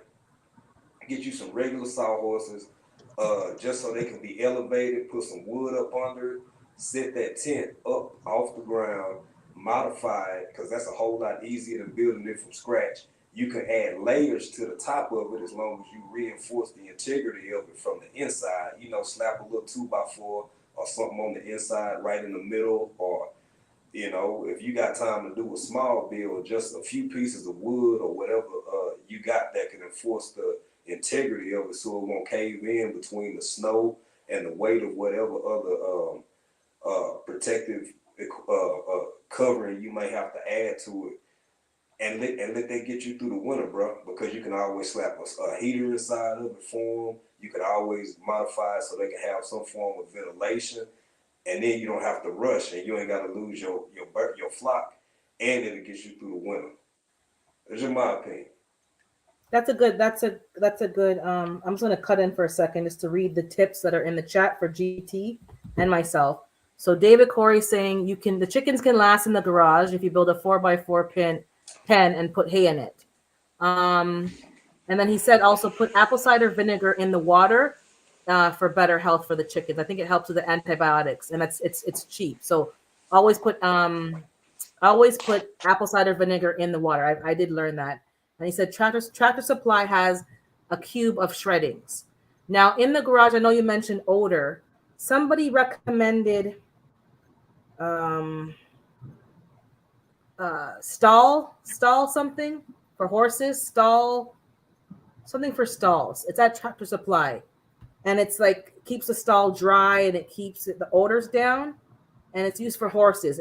I forgot the name, stall dry or dry stall. But I think if you put Hey, put it back in the chat, y'all. Put that what you talking about back in the chat. I'm not a good speller. It's because I saw it on another person's channel and I looked it up. And really, it's just like you can put sand and diatomaceous earth so that the diatomaceous earth keeps the place dry. It keeps chickens from getting ticks and bugs. So in your coop, make sure you put DE in the bedding, and then in their dust bath so that they can get that antibiotic power. So I learned that. But some people are using cat litter in their garage just to tie, not the clumping one, just like the sandy one to keep that odor down. So I don't know. I think I'm gonna have to just take my coop out of the shed and just put it in the garage. That's what I think is gonna end up happening over here.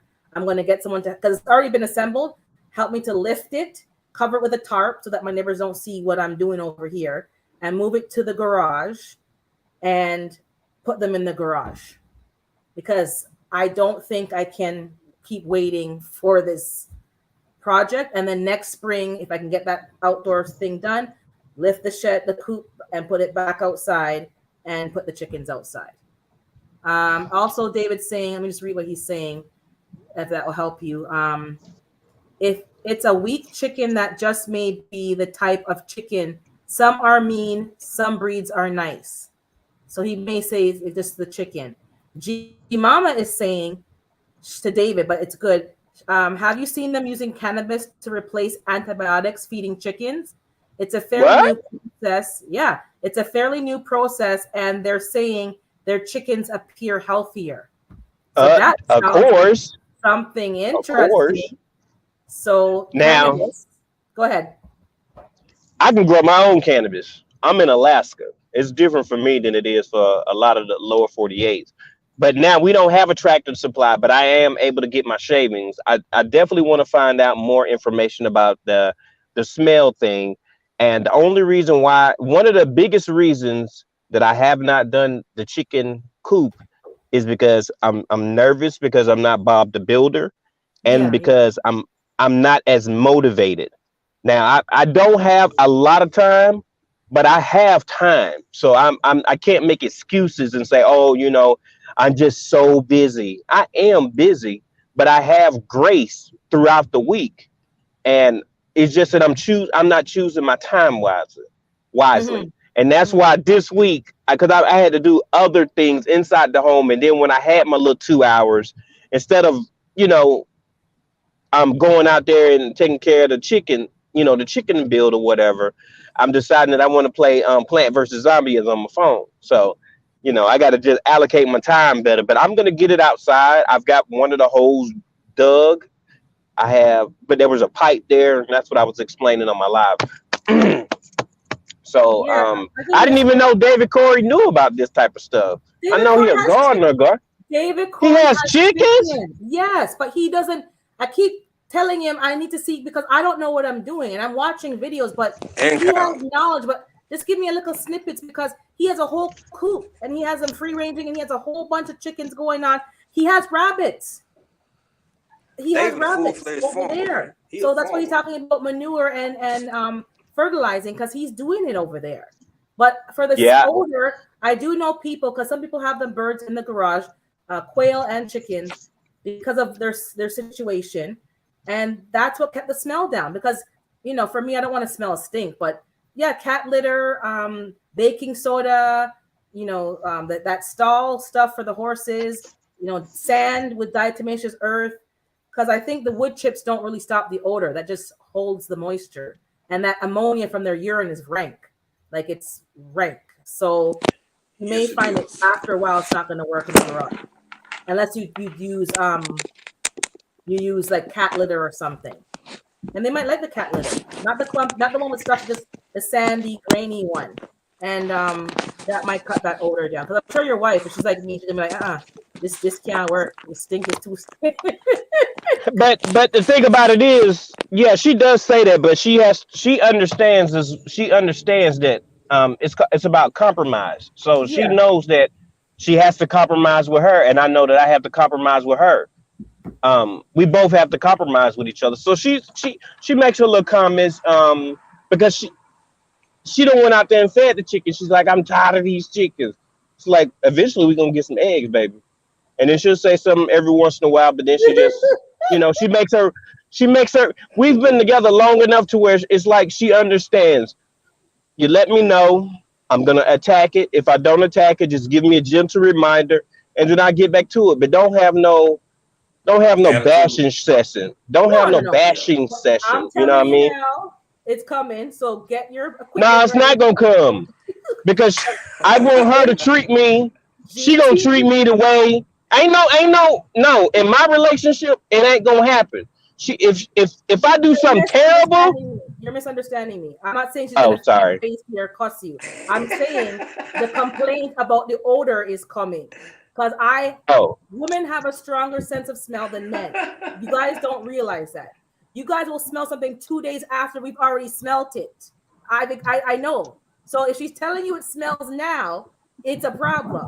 So I'm trying to give you the tips to make the odor be less so that you don't have to have no conversation about the odor. But I'm not saying your wife's going to be rude or nothing like that. I'm just saying odor is a problem for women. We don't like to smell stinky stuff. It's just I can't explain it. It makes us feel physically ill. Some of us, it can't stand it. And since she's feeding the chicken, that's good. She's helping. So she's helping with it. That's good. But just keep the smell down with the cat litter or something. Yeah, I'm gonna do whatever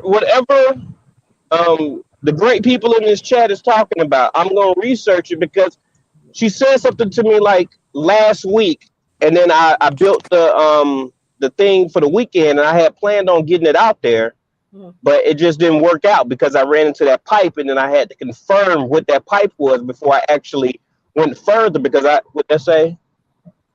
Yes, the leaves of the. Yeah, I see that comment. Of the cannabis. Yeah, I need to start me some new one. I think African. I don't know if I think he got cut off. He'll come back. Yeah, I have to start me some more because I don't have. Take care, Healy. Okay, go ahead, GT. I have to start some because I don't have any growing right now, but I'm gonna start some. It's the beauty of live. I shouldn't even. I forgot I'm on live. I know. I'm just telling my business. You were oh my god! I'm like, yeah, you were locked and loaded. Like, no, not in my house. No, I'm like, I'm not even going there. No, I just shots fired. I'm sorry. I apologize. No, I just expect people to treat me the way I treat them. If they don't, then I'll. Of course. If they don't, if you can't compromise, we don't need to be friends, and that's on any relationship. My boss lady, I had to compromise with her yesterday because her car, there's a company car that I drive at most of my jobs, and yesterday her husband had to use the car, and she asked me, "Oh, can you use your car to take the guys where they needed to go?" And I was like, "Sure." You know, and I'm not even supposed to be doing day have. I already told her I'm just running my mouth. I'm sorry. It's okay. Go It's ahead. okay. We'll stop there. David's saying to G Mama, but we can infuse the leaves into juices with your drink. It's healthy for anyone. The cannabis, obviously. I have cannabis. You guys may have saw it in the back. That's why I put my videos on 18 plus, because if I'm in the garden and it shows, I think you get in trouble. Anyways, I don't know why. It's a plant. So I'm going to be using the stuff to juice, but I was told that the cannabis leaves don't produce enough juice. You have to have a lot of leaves to even get a bit. So I'm probably going to boil the leaves in water and then put that water as the liquid for my smoothies or something, because I don't think I'm going to get enough of or put the whole leaf in the juice, maybe just blend it up. I'm not sure, but yeah. Hi Moon Sprout. Hi, anybody that I missed. Oh yeah, I think David's saying that DE keeps the mites away from the chicken. So you do need DE in your bedding. Yeah. I have the D. Yeah. Do you have I the have big the bag? DE. Huh?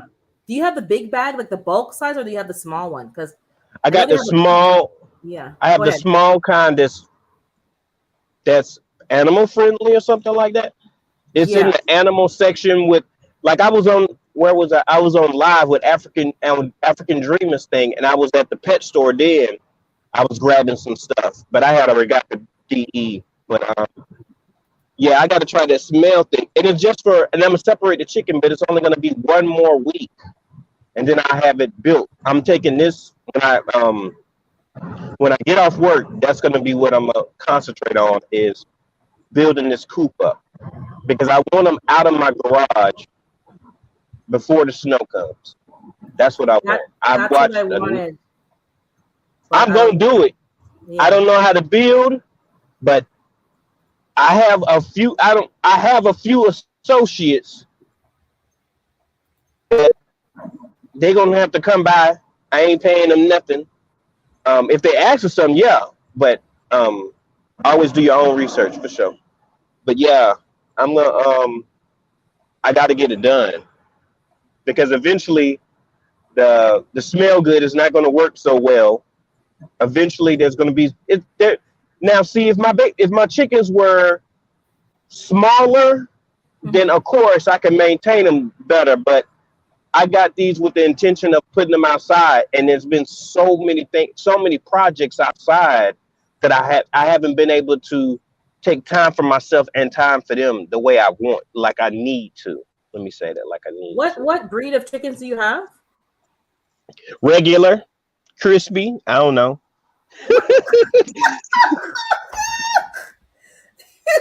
What kind of chicken is that? What I know is that they're Alaska. We have a chicken farm or whatever, something, I don't know what it is. Mm-hmm. We have, that's where I got the chickens, and I just bought them because they handle cold weather, and they look pretty cool. So when I put out the video of the chickens, I will tell what kind, because I don't remember. I bought them, and that was it. That's the thing about money. I don't use my money correctly. Like I buy. Oh, go ahead. Sorry. No, I'm asking you a question. So you bought them from a farm, and you bought them as hatchlings. So they weren't sexed. They were just like a mix of whatever. Yeah. So you're now sexed. figuring out they're sexed. And you have females, or you have male and female? I only got girls. Number girls. You got pullets. Okay, so you have the pullets, which is good. So because I can't have a rooster either. That's why I don't want to even waste time with chicks that haven't been sexed. Because if I have a rooster, I'm gonna be in a big problem. They're gonna call the city on me, and I'm gonna have the inspector come in. Anyways, so I'm looking for hens as well. And then you have how many? I have 8. How many are you allowed in your area? Probably not 8. I don't know. I don't care. No, If they say I can only have, I know you don't care, but it's good to know. Oh, what's on my pants? Oh, I just touched my pants and there's a burr on there. I'm like, oh my god, what is that? I thought it was a bug. It's those burrs. Because because I was in the garden at the top. I'm like, oh my God. So I'm allowed 0. I'm not allowed to have chickens. So I know What? that. I'm not allowed. What you mean? The rules changed. What you mean you're not allowed to have chickens? No chickens. No chickens are allowed. I read the bylaws and the chickens. They're doing a pilot project right now with some people having backyard chickens. When I was a child, we could have chickens because I know my neighbor had a rooster because we had a lot of Italians. But as of whatever year, no chickens. So I have a 0. My number is 0. But I'm going to be getting. Oh, you're an HOA. No, not an HOA. It's not an HOA. The city does not allow backyard chickens. The only city that allows the city that you live in. Yes, the city. So the city does not allow backyard chickens. The only cities that I can see that do near me allow 2 hens. So I was thinking I'll get 2 hens. Hey, Gina, I was thinking I'll get 2 hens, but now I'm thinking, no, I'm not going to get 2. I'm going to get 4 because my chickens are a family project. So even though I have them, my sister and my dad are all putting in. So I want 4 hens, so we have 1 hen each. So 1 egg a day each. That was my logic. And we split the cost. So that way it's not a burden on one person. Because whatever happens, we're going to be working together. If FHTF happens, they're coming to my house or I'm going to their house. We're a bubble together. So that's why I said, let's just do it together. And I'm going to get the quail as well, because those are very small. Those can be in a garage as well, all year round. And to butcher them takes like 5 minutes. I saw a guy use a scissors and just pop the head off and take the skin off the quail. And then he's frying quail. Like literally, this guy in New York, he shows you how to do it on a bucket. Like literally, I can do that. Once I do it once, I can get the summit for it. But it's not hard to grow. They can fit in a bird cage, a small bird cage. They breed very easily. They lay eggs in about 6 weeks versus a chicken, which is 4 months. So yeah. So I'm just doing it to be self-sufficient and learn now before things get more serious. But I'm not allowed to have chickens. I talked to my one neighbor. She's okay with it. She's Jamaican. She's like, as long as it doesn't smell, me and you don't have no problems. She's like, I'm not gonna call the city. If they ask me, she don't know nothing. The other neighbor's yard is a hot mess, so he have no right to call nobody on me because I'll call them back on him because his backyard is a hot mess. So I'm in an okay place. The only problem is the raccoons and the skunks. That's my problem. That's why I haven't put them out there already, because that little cage that I bought, the coop, that's not going to keep out a raccoon. That cedar, that's not going to keep out a raccoon. Those claws are going to go right through there. That's why I put them in the shed, but the shed is not secure. So D-Macro, I think you're going to help me bring the chicken coop in the garage, and we put them in the garage and at least get them here so that the chickens are here. Because I'm seeing chickens on sale on Kijiji, some hens that are like 4 or 5 weeks old, but I can't keep waiting. Otherwise, I'm going to miss the window for this season. I'm going to have to wait till next spring. Let me see what David's saying. David's saying DE he said he could be put in dog's water. It's safe. As long as you get food grade, it's fine. So it doesn't have to be in the pet section. As long as it's food grade DE, you're fine. So if you find a better price somewhere else that says food grade, I would get that. He's also saying it won't harm you if you get it in your mouth. Yeah. The only thing with DE is you have to wear a mask, because if it goes into your lungs, it's very it's not good to breathe it in. So I hope you're wearing a mask, GT, when you're handling the DE with the chickens. So if I put the DE in there, I can't breathe it, but the chickens can play in it? Yes. So you have to wear a mask. Yes. DE is like small shards of particles. Small particles. When you breathe it in as a human, it's almost as if you're breathing in asbestos. It has the same effect on your lungs, but it has no harm to animals, no harm to the birds. Thank you for that breakdown. Yeah. I wasn't comprehending, so thank you. No, it's okay, because you're wondering if it's safe. It's safe. If it's safe, it's safe. No, it is safe, but it's not safe to inhale.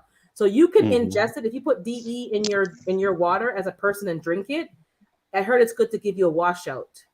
People have done it. They give yourself a cleanse, but you cannot have it inhaled in your lungs. It's not this. It has a different effect. So please wear a mask when you're handling the powder, and your wife, make sure that you're handling it with a mask so that you're not breathing in the dust. Even when you're changing the litter, wear a mask because all that's going to be just dusting up in the air. David's also saying, oh, hell yeah, Urban, do a garage cage built by, yeah, it shouldn't matter. I'm going to just put, no, I have the cage. You guys saw the coop. I have the coop. It's out there. It's already built. It's just that I can't get the outer shed secured for the raccoons. Food, okay, D Macro put in notes from, I guess, Google. Food grade DE. Long-term inhalation can still damage your lungs. Food grade DE is safe to consume, but not to inhale. It can cause inflammation and scarring of your lungs. So thank you, D Macro. She got the definition. So even though it's Okay. food, you can ingest it, you cannot inhale it. So anybody who's handling this stuff, you don't just go and handle it. Mask and even sometimes gloves, because it affects each of us differently. Urban makes it sound it's not easy for me. No, not birds, just quail. Just quail. I watched the video. The man just pop off the head and just blink. Chicken now, when they start fluttering and fighting, no, that's different. But the quail just, the guy made it look easy, so I think it's easy. I hope that I don't have to do it. I'm serious. I just want the eggs from it, and I want the fertilizer from their poop. That is what I'm getting them for. Correct. I do not want to have to take them out. I like the chickens. The chickens, they're entertaining. That's how I know that they're not the smartest. I'm sitting there watching them like, what are when you people doing? Call you a chicken head, there's a reason when the people call girls chicken head. Yeah, cluck cluck. Because we're not. Oh no! All these sayings, there's a reason for that. When you get that animal, it's like, oh, I get it now. You chicken head, you're cluck cluck. Like literally, you just follow the crowd. You just. Wow, I never even looked at that. Wow, that's good right there. Yeah. That's why they call you a chicken head. I explained it the same way. But let me see here. David's saying, Urban, build a small shed in backyard fence. It can. No, I have it. I'm telling you. Maybe you didn't see. Watch the beginning of the video. I have a chicken coop that's built, and I put it inside of my shed. But the shed needs to be refurbished. But I can take that coop that I bought. I can take it apart, the house part and the run part, and I can carry it to the garage and put it back together in the garage with two big pieces. And I can build a tray and put sand and wood chips in the tray so that they're not pooping on the garage floor. And I can take the tray out and just, put it in the compost and then put the tray back. But that sounds smart. I didn't want them in the garage, but I think at this point, it's better to me. I'm going to have D Macro come over, help me, bring this thing in the shed, in the garage, make a spot in the garage. I'm going to have to clean the garage anyways. Get the hens here. And once I get the shed done, which is whenever, could be whenever, I already have the chickens. I'm already learning about them and knowing how to deal with them. And I can put them outside at any time because they have their feathers. So I think I'm going to put them in the garage. That's what's just going to have to happen because you can only get hens at certain times a year from the hatcheries and or farms. Once winter comes, hatchery. Yeah, no one's looking for chickens in the winter. It doesn't make any sense. So I need to get them right now before I miss my window. But yeah, no, I watched the video. Some people have videos on butchering quail. And when I saw he took a kitchen scissors, I'm like, that's it? I'm like, oh, okay. I get it now. So I know you don't want to, dispatch your hens, but I have to have in my mind, I may have to.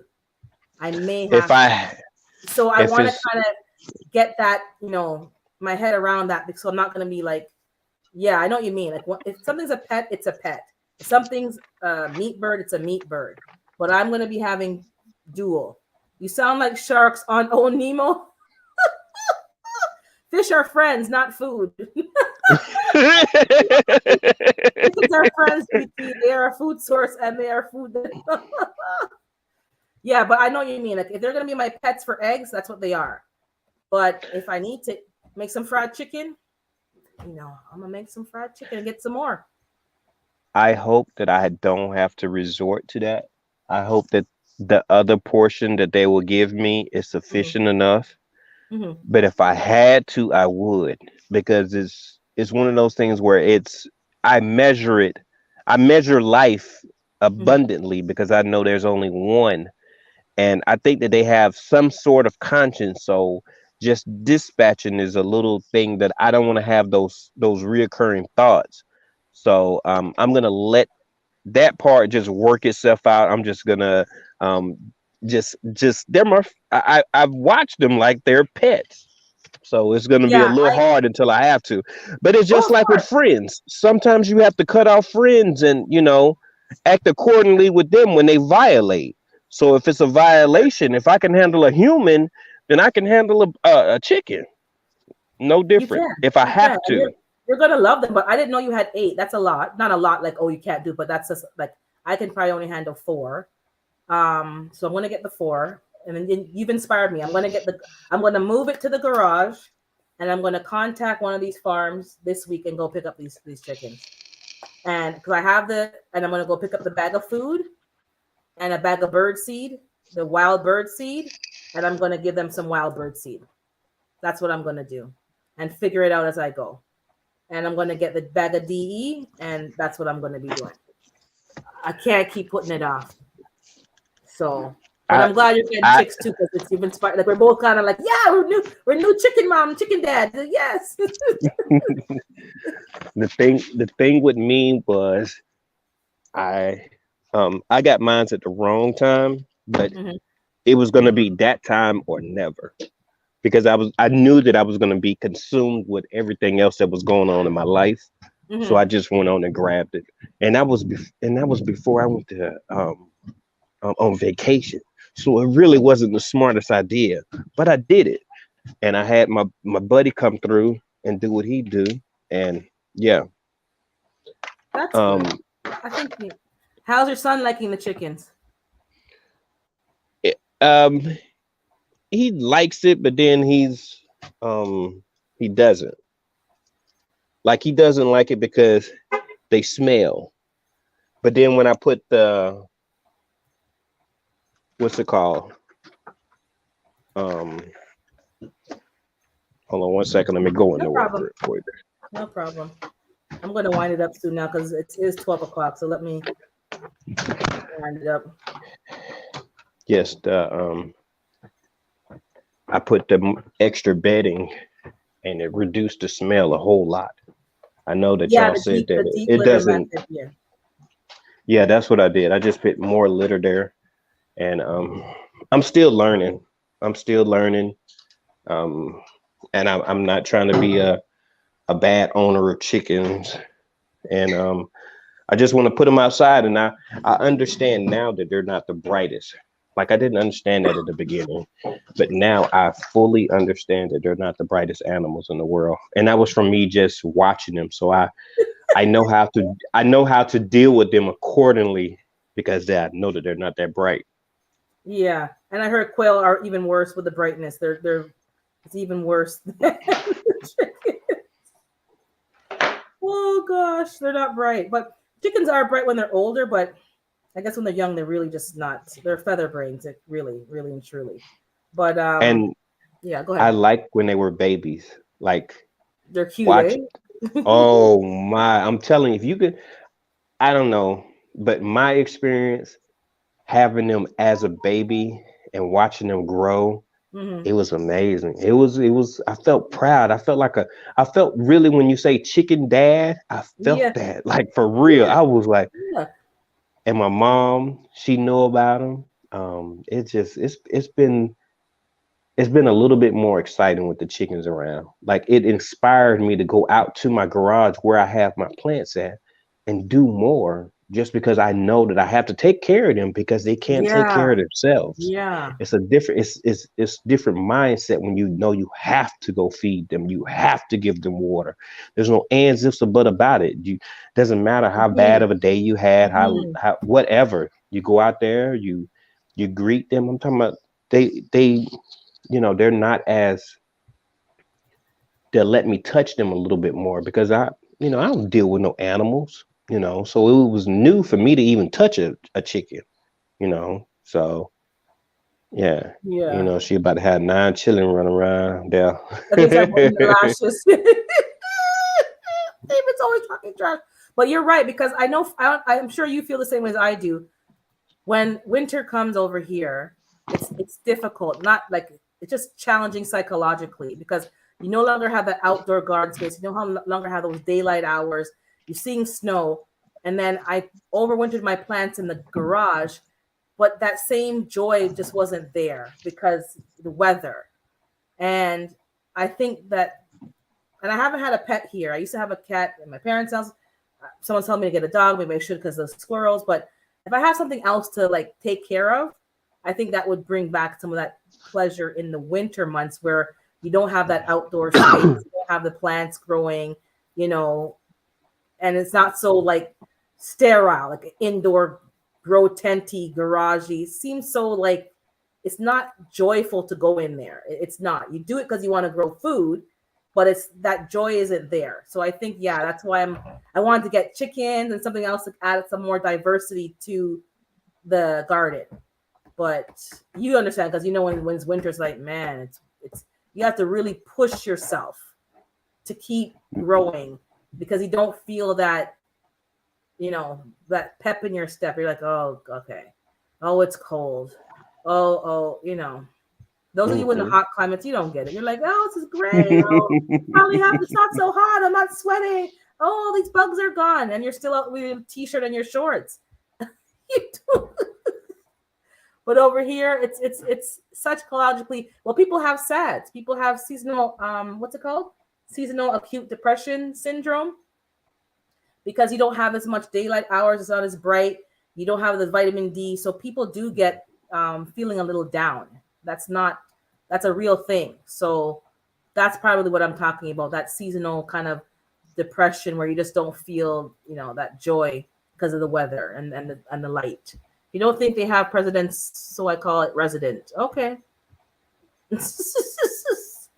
But yeah, I'm going to wind it down. I'm going to go get that garage. I'm going to go look at my garage right now and see what I can move around and get rid of to make that space to put the coop in the garage and at least move forward in that regard and see about the person coming and getting that shed fixed. If they can give me a hard deadline for it, then I'll just put a tote in the garage and put the chickens in a tote for now until I can.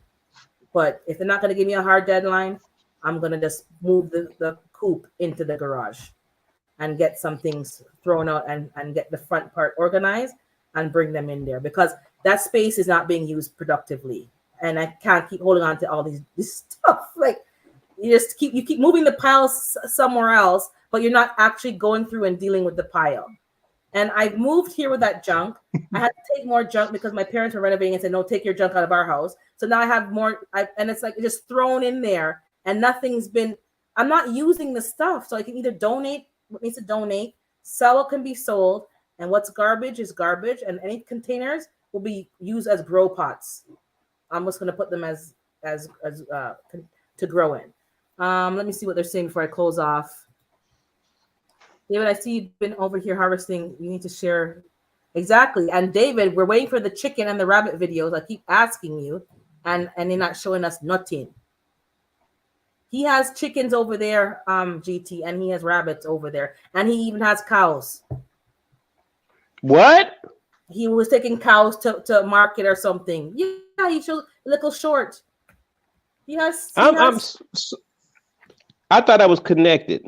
So I'm gonna have to go look again. Yeah, check. He only does short, so I keep asking him, do it even on the video with a short, the vertical.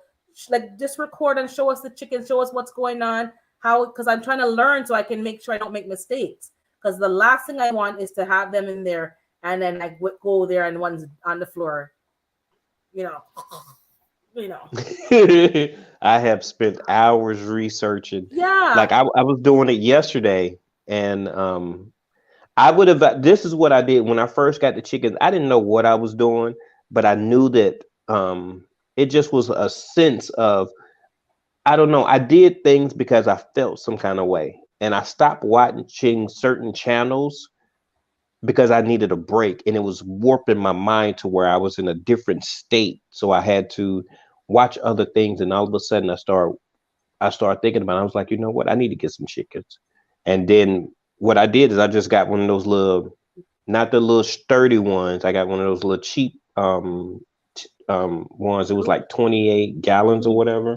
Mm. And then I put the wood chip shavings or whatever in the bottom of it.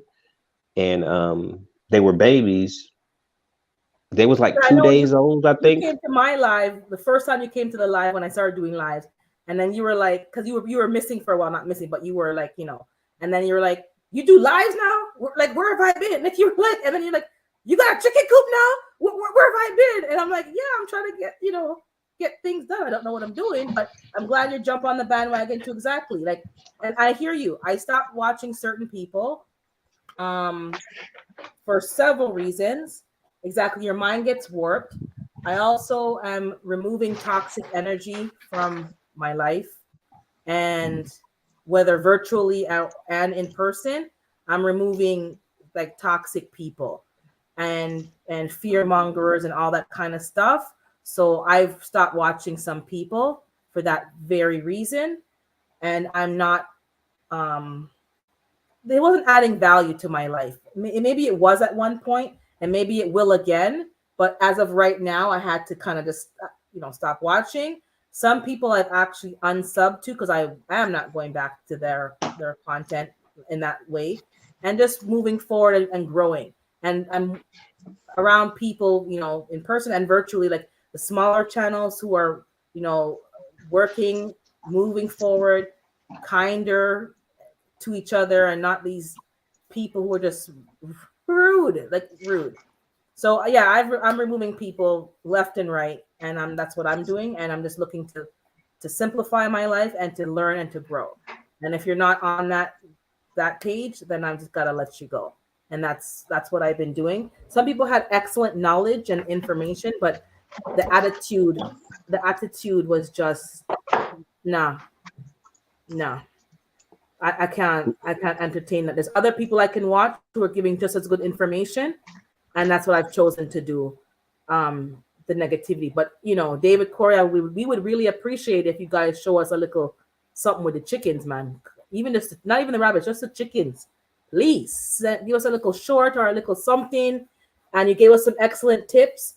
And I do know about the apple cider vinegar. And I watched a video of somebody in Brazil, and it had subtitles in English because it wasn't an English video.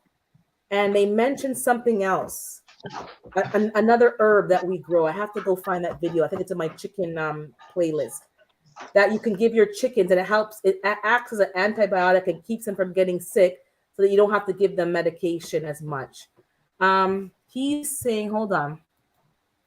David's saying he has 112 acres. Well, he said acres, but I mean acres in the country. That's where our cows are. Wow. So he has his cows. Whoa. 112 acres. That's a lot of land. Man, that's a lot of property taxes. Good Lord. Maybe property taxes. Oh yeah, no, you get discounts on property if you have an animal. Yes. So I'm pretty sure David has a lot of knowledge that he's has there. So I'm pretty sure he knows exactly what write-offs, what discounts, whatever you can get. Agricultural status. I don't know. There's a whole kind of programs in the state. So yeah. And if you're using your land to make money, let me see what he said. Okay, he said something else. I know one thing for certain, two things for sure. Y'all better not cancel me. Y'all supposed to be Christians. Oh, you mean not cancel you? I don't cancel people. I just remove them. There's a difference. I don't cancel. I just remove you from my circle. I don't spend my time watching you. Yes, click the like button before you leave. But yeah. No, I don't think I would cancel David. David and I have had I wouldn't say arguments, but we've had disputes even in the chat. But we talked on panels. So argument is a strong word. I wouldn't say argument, but we have disputes, and if I don't know something, he'll tell me, and I'll go look it up, and I'll say, no, you actually were wrong. This, but it's not a malicious or a rude thing. It's about, when people are both trying to gain knowledge and be accurate in their information. It's more about that. It's not about fighting or nothing like that. So that's, I can roll with David because he has the same attitude. But people who are just condescending and rude and obnoxious, no, I don't find David obnoxious, so that's not going to ever be an issue. But no, we're not going to cancel you just yet. But don't talk about my bonnet any further. Can you talk about my bonnet? Then he realized, it's my phone. His phone was so small he couldn't see it properly. But now he can see it properly, so now it's okay. Wow. Oh, and he said, hold on. He did say, property taxes not high with cows. So you're right, GT. When you have cows, it's not property high tax. So there's ways we can have our cake and eat it too. We really can. We have to just be more inventive in the way we see things.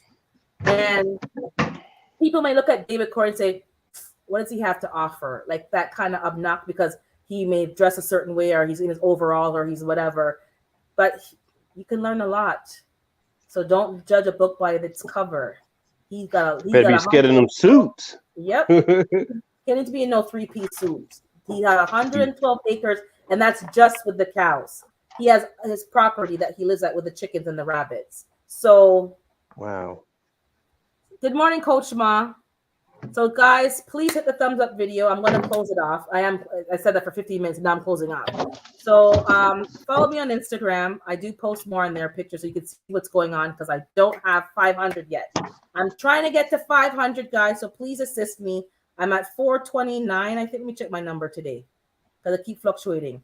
432. So I've gone up a few more. So I please need 70 more so I can get to the community tab. Thank you. Please like the videos, and please help our sister, the everyday life of an OCD-ish chick. She only needed 40 more watch hours. I've been playing her videos right now. Oh, 40? 40. She had 60. She needed 60, so it's going down. So if you guys can just run her playlist, while you're working or running errands, just run the playlist on your laptop and let it run. Please do so she can hit her milestone before the weekend is out. So the everyday life of OCD-ish chick, just take a playlist and run it today so that she can get, if we all do it, she must surpass the 40 by the end of the day. And I'll see you guys next Saturday, God willing, if all goes well. We'll talk again. I may do a pop-up, and I'm trying this week to release my videos because I have videos that are just in the queue. So I am going to make a better effort of getting videos out, because I know you want to see content, not just lives. So let me get some content out for you guys, some more shorts, so you guys can see what's going on. And I'm going to work this week on getting those chickens. I've been trying, and you guys see I'm trying, but it's hard to get tradespeople. Oh, and TT's Urban Gardening. Okay, you know what? I haven't fully connected with TT's Urban Garden, so let me finish. I think I subbed, but let me check. So TT's Urban Gardening as well. Come on, guys, let's work together. Teamwork, as Lash says, teamwork makes the dream work. There's enough room in this for everybody to succeed. We don't have to compete. We can all get a piece of the pie. So run TT's Urban Pantry, but let's get Nikki, because I know Nikki only needs 40 more hours. So let's get her on her monetization ASAP. See you guys next week. I'll do a pop-up maybe, but I'll be in these YouTube streets this week on everybody's live, as you know, running around. But not as much, because I've set new boundaries. And I am following, Bougie said that Sunday's her day off. So Sunday between like 10 and 7, no, I'm not on YouTube. I'm not on any social media. I may pop up on Sunday nights in My Fly Family, but other than that, I'm not on Sundays, a day off. You do need time to decompress. And even during the week, I'm not on 5 and 6 slides at the same time. I'll maybe do 2 or 3, but not 5 or 6. So you're going to see me there, but not as often. So they both need less than 100 watch hours. So TT's Urban Pantry, she's not here, so I can't ask her to hashtag. Let me see if I can find it. Or can Gina, can you post on your community tab TT's channel that everybody can find it and you can run some traffic to your channel? Can you post it? I'm gonna see if I can find it real quick. Give me a second. Oh Lord, TT's. Yeah, there she is. Hold on. I'm gonna see if I can share. Copy. Okay, I think give me a second. Oh, you got it? Okay, thank you, D Macro. You're too fast. I think I'm too fast. But since I found it, I'm gonna drop it as well because I'm just extra like that. Oh no, it didn't. Okay, there it is. Okay, so run TT's Urban Pantry, and I'm gonna find Nikki's OCD is chick. Give me a second. I have her on my. Just give me a second here. I'm And actually please gonna run their playlists. Let's help. And when your turn comes to when you guys are ready to get monetized, people will return the favor. Okay, so I'm gonna drop Nikki's link. And tonight is the chat at 8 p.m. Eastern Standard Time, and it is on Nikki's channel. So tonight, join the chat. She's gonna get her hours today. I've missed a lot of videos from her, so I'm gonna actually get on that while I'm preparing this breakfast for my guys real quick. And I'm gonna watch her, because I want to just give somebody watch hours. I want to actually get to know them and their style and everything. And exactly, she got good. I know what you're saying. I told people that, but they're gonna love her. But just help people get monetized. If someone's so close, even if you don't like them, just play the playlist. Just get them over the edge, and then decide later if you like them or not. Just get them over the hump, because it's And then she got good videos, so it's gonna be easy to pass by an hour on her channel. I haven't seen Urban TT or TT's Urban I came upon TT because Gina's been posting her, and she's been doing collabs with her on canning, and I'm trying to can. Yes. So if you don't know anything about pressure canning, she has recipes that you can actually enjoy doing. So I'm going to be going to her because I'm not canning. Not because I'm not canning. I don't have enough garden crops to can anything from my garden. I'm going to have to go to the store and purchase stuff to can. So I'm going to focus on canning meat and canning meat, like meat chili and meat pasta sauce. For me, that would be a better use. So I bought the pressure canner, and she's a good channel because I was only watching Homestead Heart for canning and somebody else, but TT's been added to the list for canning. So I came upon her because Gina, when Gina was going on her lives on Friday nights. Yeah, Friday nights. Or is it Saturday nights? No, Saturday nights. I can't remember. One of the nights. I've been watching them. So she has a good channel. So I came upon her through, and you're canning okay, so Saturday nights, you're canning vegetable broth tonight.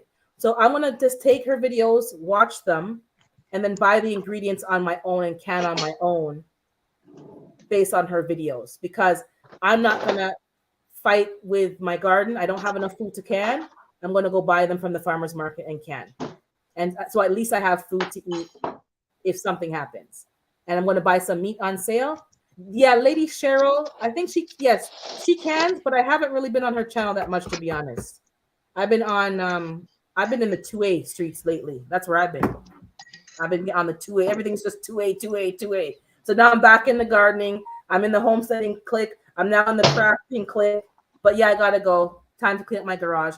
Thank you, GT. Thank you, African Dreaming, for being on the panel. Thank you, everyone who came and passed through. I know people are live. I see them live. So I guess everyone's live today. I think somebody else is going live today. I can't remember who. But check on your notification who's live, because somebody else is going live today for the first time. I can't remember. Another gardening channel. Anyways, oh, really? I can't remember who. Because I only just subbed to him, got him this week.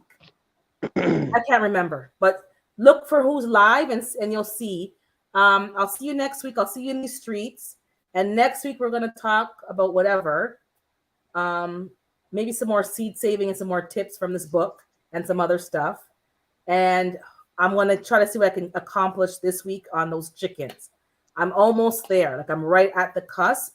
It's just the raccoons that have prevented me from moving forward. Because you guys know the raccoons are going to shred those chickens to shreds.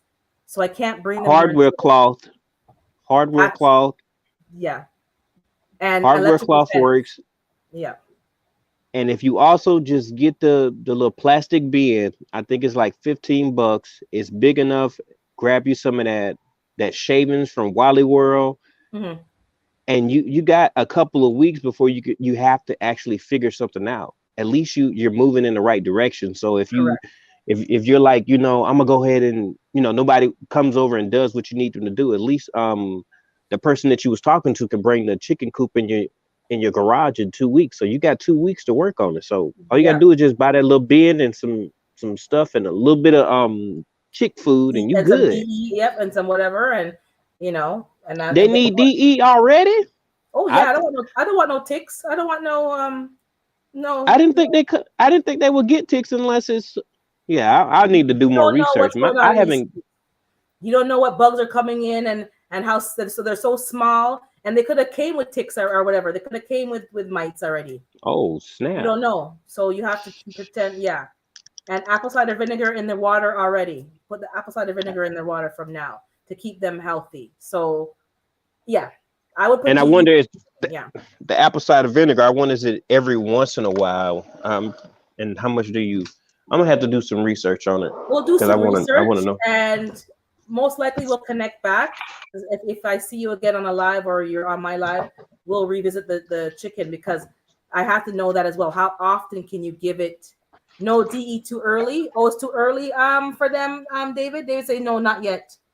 Well, he has chicks. I may get hens. So I'll ask you again, David. I'll ask you, but I'll do some more research and then I'll ask you to follow up with the questions, because I don't want to do the wrong thing. Exactly. I don't want them to get sick either. So I'll see, but I'll see you all next week, and have a great week. Be kind to yourself and be kind to others. And as GT says, trust the process. Drop that beat. Peace, y'all. Peace.